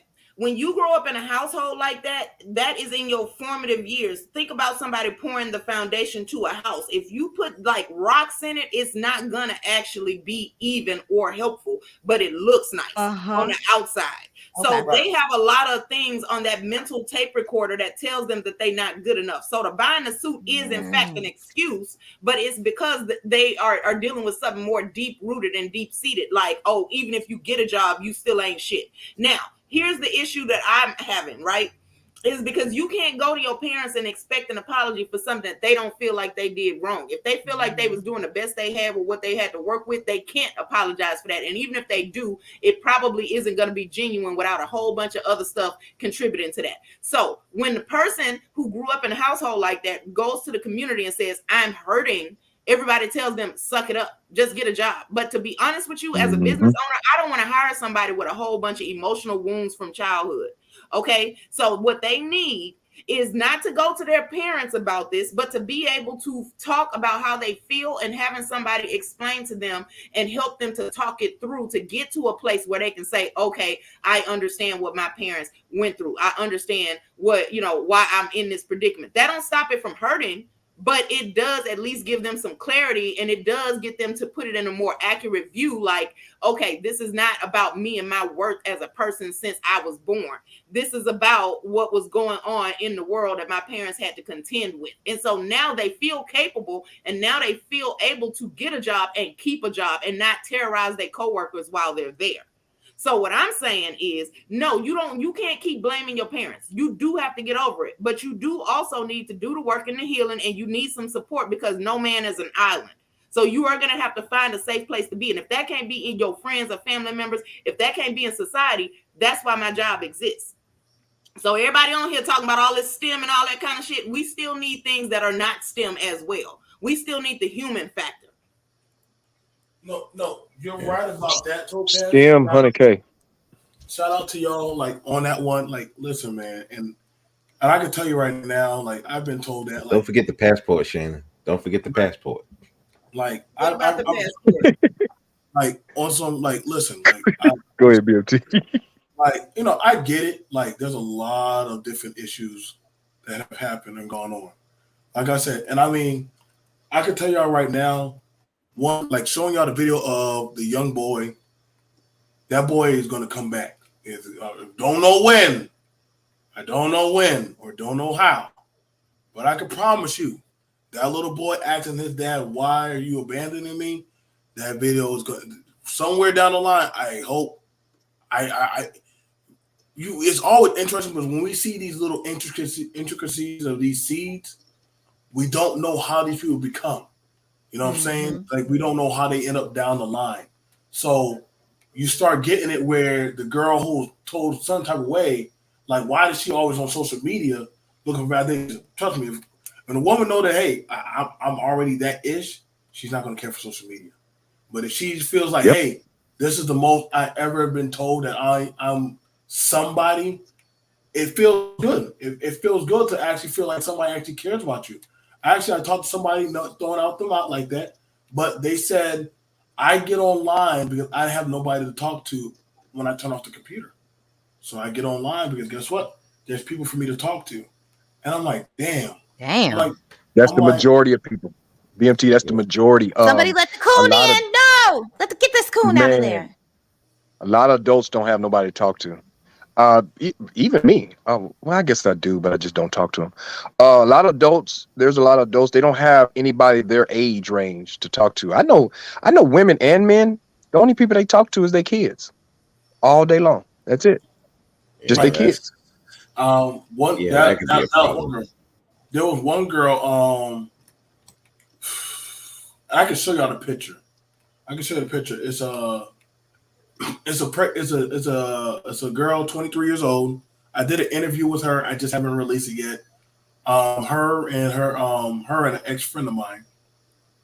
They were pretty much just, his wife kicked him out. His wife kicked him out of the house because he was on crack. And pretty much he's staying with a 24-year-old girl in a hotel. And all they do is get high on meth and fentanyl. Disgusting. Now, the thing about it is, the girl, she's about 8 to 9 months along, and she's going to have a baby. Now, I asked her, but we also came there with a physician, and I even did a story on it. I said, hey, are you going to keep the baby? And she was like, I want to keep the baby because this is probably going to be the only man in my life that's going to actually love me. And I'm like, holy shit. I actually dropped the camera because I was like, I was not expecting that answer. I'm like, wait, so you're going to keep a baby in a environment like this because that's the one thing that's going to love you? She's like, yeah. And I don't care what y'all say, but it's mine. And I'm like, it's yours. And I'm like, holy shit. Like, this is some pretty dark shit, But the black man was sitting right there high with his drawers, sitting in his drawers and t-shirt, having a good time. And don't care about either one of them. No, let me show y'all the footage. It is a beautiful kingdom. Please go ahead. Welcome. Make sure y'all like, subscribe. I try not. Like I said, I enjoy showing y'all these footages. Go ahead. I watched the playback of that. I remember. If it's the one I think you're talking about, I think I watched that playback. Let me go grab that for y'all real quick. It's a very interesting one. He happily got to divest out. He got to divest. Black people love other races. I just wanted to put that out there. They love them to death. I mean, they love white people to death. They love Mexicans. They love them. Like, I mean, tell me about it. a weird level. I have never seen so many arguments over white people as I ever when I came online. My God! I'm like, why are we arguing over these people? And they have conversations where they. Yep, I seen it. Yeah, go ahead. Man.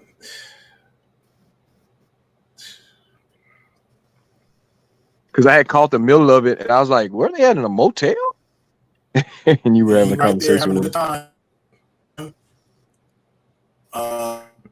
With pants.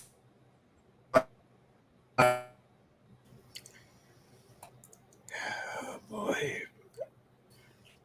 You know what? Sadly. Yep. She is pregnant. And he's right there in her drawers. Now, a sandwich. I bring him a sandwich sometime, check on him. He right over there. Sitting in his underwear. Harmless as fuck.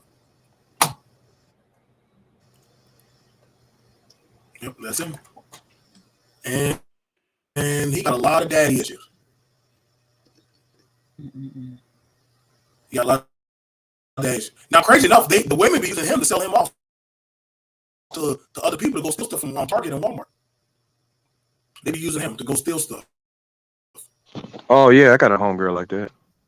They always send her to Target and Walmart, stuff like that, because those are the only places that are really that you can actually hustle like that in. You can't. These other places you can't really do it like that anymore. But yep, this is pretty much. I know a lot of people say, BMT, why'd you just record it? I said, I want to show y'all the real. I want to show y'all reality of what's happening out there. You know what I'm saying? What's going on, Jew? Shout out to y'all. Y'all did, y'all did a great job last night. I really enjoyed watching y'all. But I'm about to pass it over to my homegirl, the one, the only Sexy Red TV. I got to get her to get her view times in. You know what I'm saying? Red, you ready on your side? No. I'm going to go lay it down for a minute. It's Saturday. You better lay it down. But I'm not giving you the answers to your test. No. No. Why are you so mean to me? Why won't you tell me how to beat this bitch? I'm not telling you shit. You know how many times that bitch called me a bitch? She'll call you some more and some more and some more and some more. But if y'all do need some entertainment of something to Pastor's go live watch, right now. Pastor. Pastor. Yeah. Okay. I like Pastor. He's kind of in the middle too. Give me. So y'all do me a favor. Go over to my homie Pastor, and also if y'all do you have the link for Pastor? Yeah. I just drop the link in the chat. I'm gonna put it in a private chat till I get to the next to this. Can somebody go grab the link to Pastor, please? Oh my God, BMT. Here it is. My goodness. You don't even want to do your own stuff. Do not. I really do not. I better have a damn wrench I do over not. here. This Right? is why I do the least amount of work. And listen, I even tell people to unsubscribe to me, and I still get subscriptions. So I don't know how my shit is working, but it's all good. Also, along with that, you guys, if y'all also all 18 of you need to slide through the pastors. Dead ass. He is funny. He is charismatic. He says the most craziest shit. But if it's y'all want some geek stuff to watch, go check out Tapping, No Capping. They talk about anime, comics, video games, everything. So that way you can get away from your nigga shit and go talk about some comical. How come you won't tell me how to beat this lady though? How about you not? How about you gamer it up because you are a gamer? I bet if I asked a white man, he'd tell me. Well, go run to YouTube. Here's the thing about it. Now, you stupid. Go run to the white man. Hey, now I'm gonna tell you this right now. Now, notice this: you're doing gaming content, and yet you're still getting good views. I noticed that. I said, "What the fuck?" I said, "What the hell?" I can't even. Now hold up. But who said to go do it? Me. And guess what? You're still doing it good. You're still doing a damn good job. I told you that gamer thing is big business, though. That gaming. No. Do I have to be cammed it's real. No, it'll help. Like my voice. It'll help. It will help you. It would help you. You know what I'm saying? Okay. It just seems like people like to hear me scream and shit. No, they like your reaction. They like your reaction. Yeah. Go try playing stuff like try playing stuff like up. Yeah, you're gonna get some lot of views. Resident Evil and different other shit. Call of Duty. It don't matter. Just play and give reactions and talk about stuff. Like play story games. Mm-hmm. They love that. Okay. Yep. Thanks. Because I'd like to have a gaming channel. That'd be cool. I'm telling you, that's what I got a Twitch. It's Sexy Red. You gotta stop putting it out there. Like I said, okay. Make sure y'all check, and also you guys check out my homies. Tapping No Capping. Definitely y'all can catch these guys. I bet you would tell him how to beat that shit. No, I wouldn't tell none of y'all shit. So y'all definitely want to go. Y'all definitely want to check them out. They also have amazing content. They also have. I don't know why, BMT, but your mic is cutting out really bad today. I think he's about to show something. That's what. Yeah, I think it's when you show stuff, your mic cuts out. Yeah. You say yes, get on cam. Thank you. I'm cheap.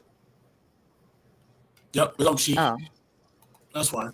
I'm just cheap. I stopped investing. I stopped investing on this space like I used to, and do the bare minimum. and I'm still keeping up with motherfuckers, and that pisses them off because they be buying all this crazy equipment and shit. And at the end of the day, if you make good content, people will come and rock with you. And if like some people want that pandering shit, there ain't no pandering over here. It's just a straight. And people like coming over. Yeah, ain't no pandering over here. I don't give a fuck what nobody says. Ain't no pandering. Nope. Over Like I said, that's the channels I don't like. That's the channels I like. Don't pander to me. Yeah, get rid of the pandering people. I promise you, your content will start to skyrocket, and it will do really good. And you don't got to worry about, I got to watch what I say, or they're going to unsubscribe. Exactly. That's where I didn't want to end up painting myself into a corner, just pandering to black men. And when something goes wrong or they do something wrong, I can't say nothing on it, because if I do, then you'll lose hella subscribers. I see the men that can't even their talking points are getting so jammed up that they get online daily and just start saying off the wall crazy crap, and I'm like, wow. Crazy. Like, well, who's that? You were on the that was Red Show, but what was the conversation? Because I told you they were gonna start saying, they were talking about the passport crap, and I was just like, wow, it's getting so bad that they just saying all kind of off the wall crap, just all anything, and it's interesting to watch. Even when I see Bernard start talking about random crap, I'm like, wow. I know he's a smart guy, so I know he knows what he's talking about. But the crowd that they chose to pander to, they have to say just outlandish stuff, and I'm like, wow. And I don't know why he defends his talking points. I mean, that crowd that he has, they want to be lied to. They know that it's a bunch of crap, but they don't care. They want to hear it. They just want to hear that. So, and that's it's no different than some of these people pandering to the divestors. They do. I'm gonna drop down BMT and head over to Pastas. Right. Thank you so much for having me. And thank you for coming to my panels too. I really love when you bring your energy on there, and Shannon too. And thank you so much. What's this? Is this Bro Speaks? Yeah. Brother Speaks, yes, and sir. Also, and shout out to Topaz. I know Topaz. Listen, y'all, Topaz don't jump on anybody's panels. Like, see you later, y'all. Have a great day. See you later, guys. All right. We'll see you guys later. We much love to y'all. Go check out Passer. I know he's going to definitely appreciate that. But I'll see you guys later.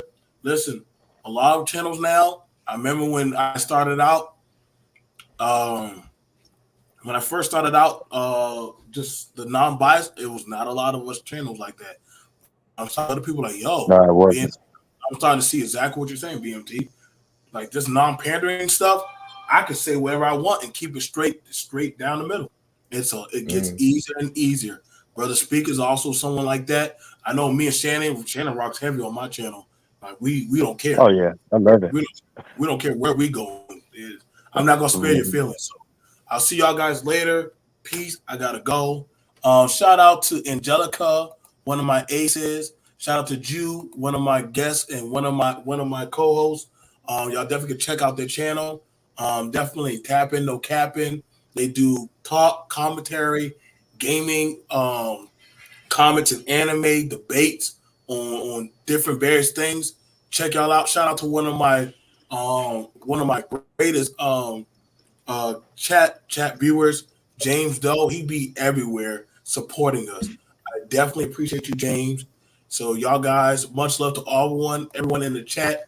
So much love to y'all, even if I didn't name you. Love y'all guys, Saka Passe, and everyone. Peace. Y'all have a good night.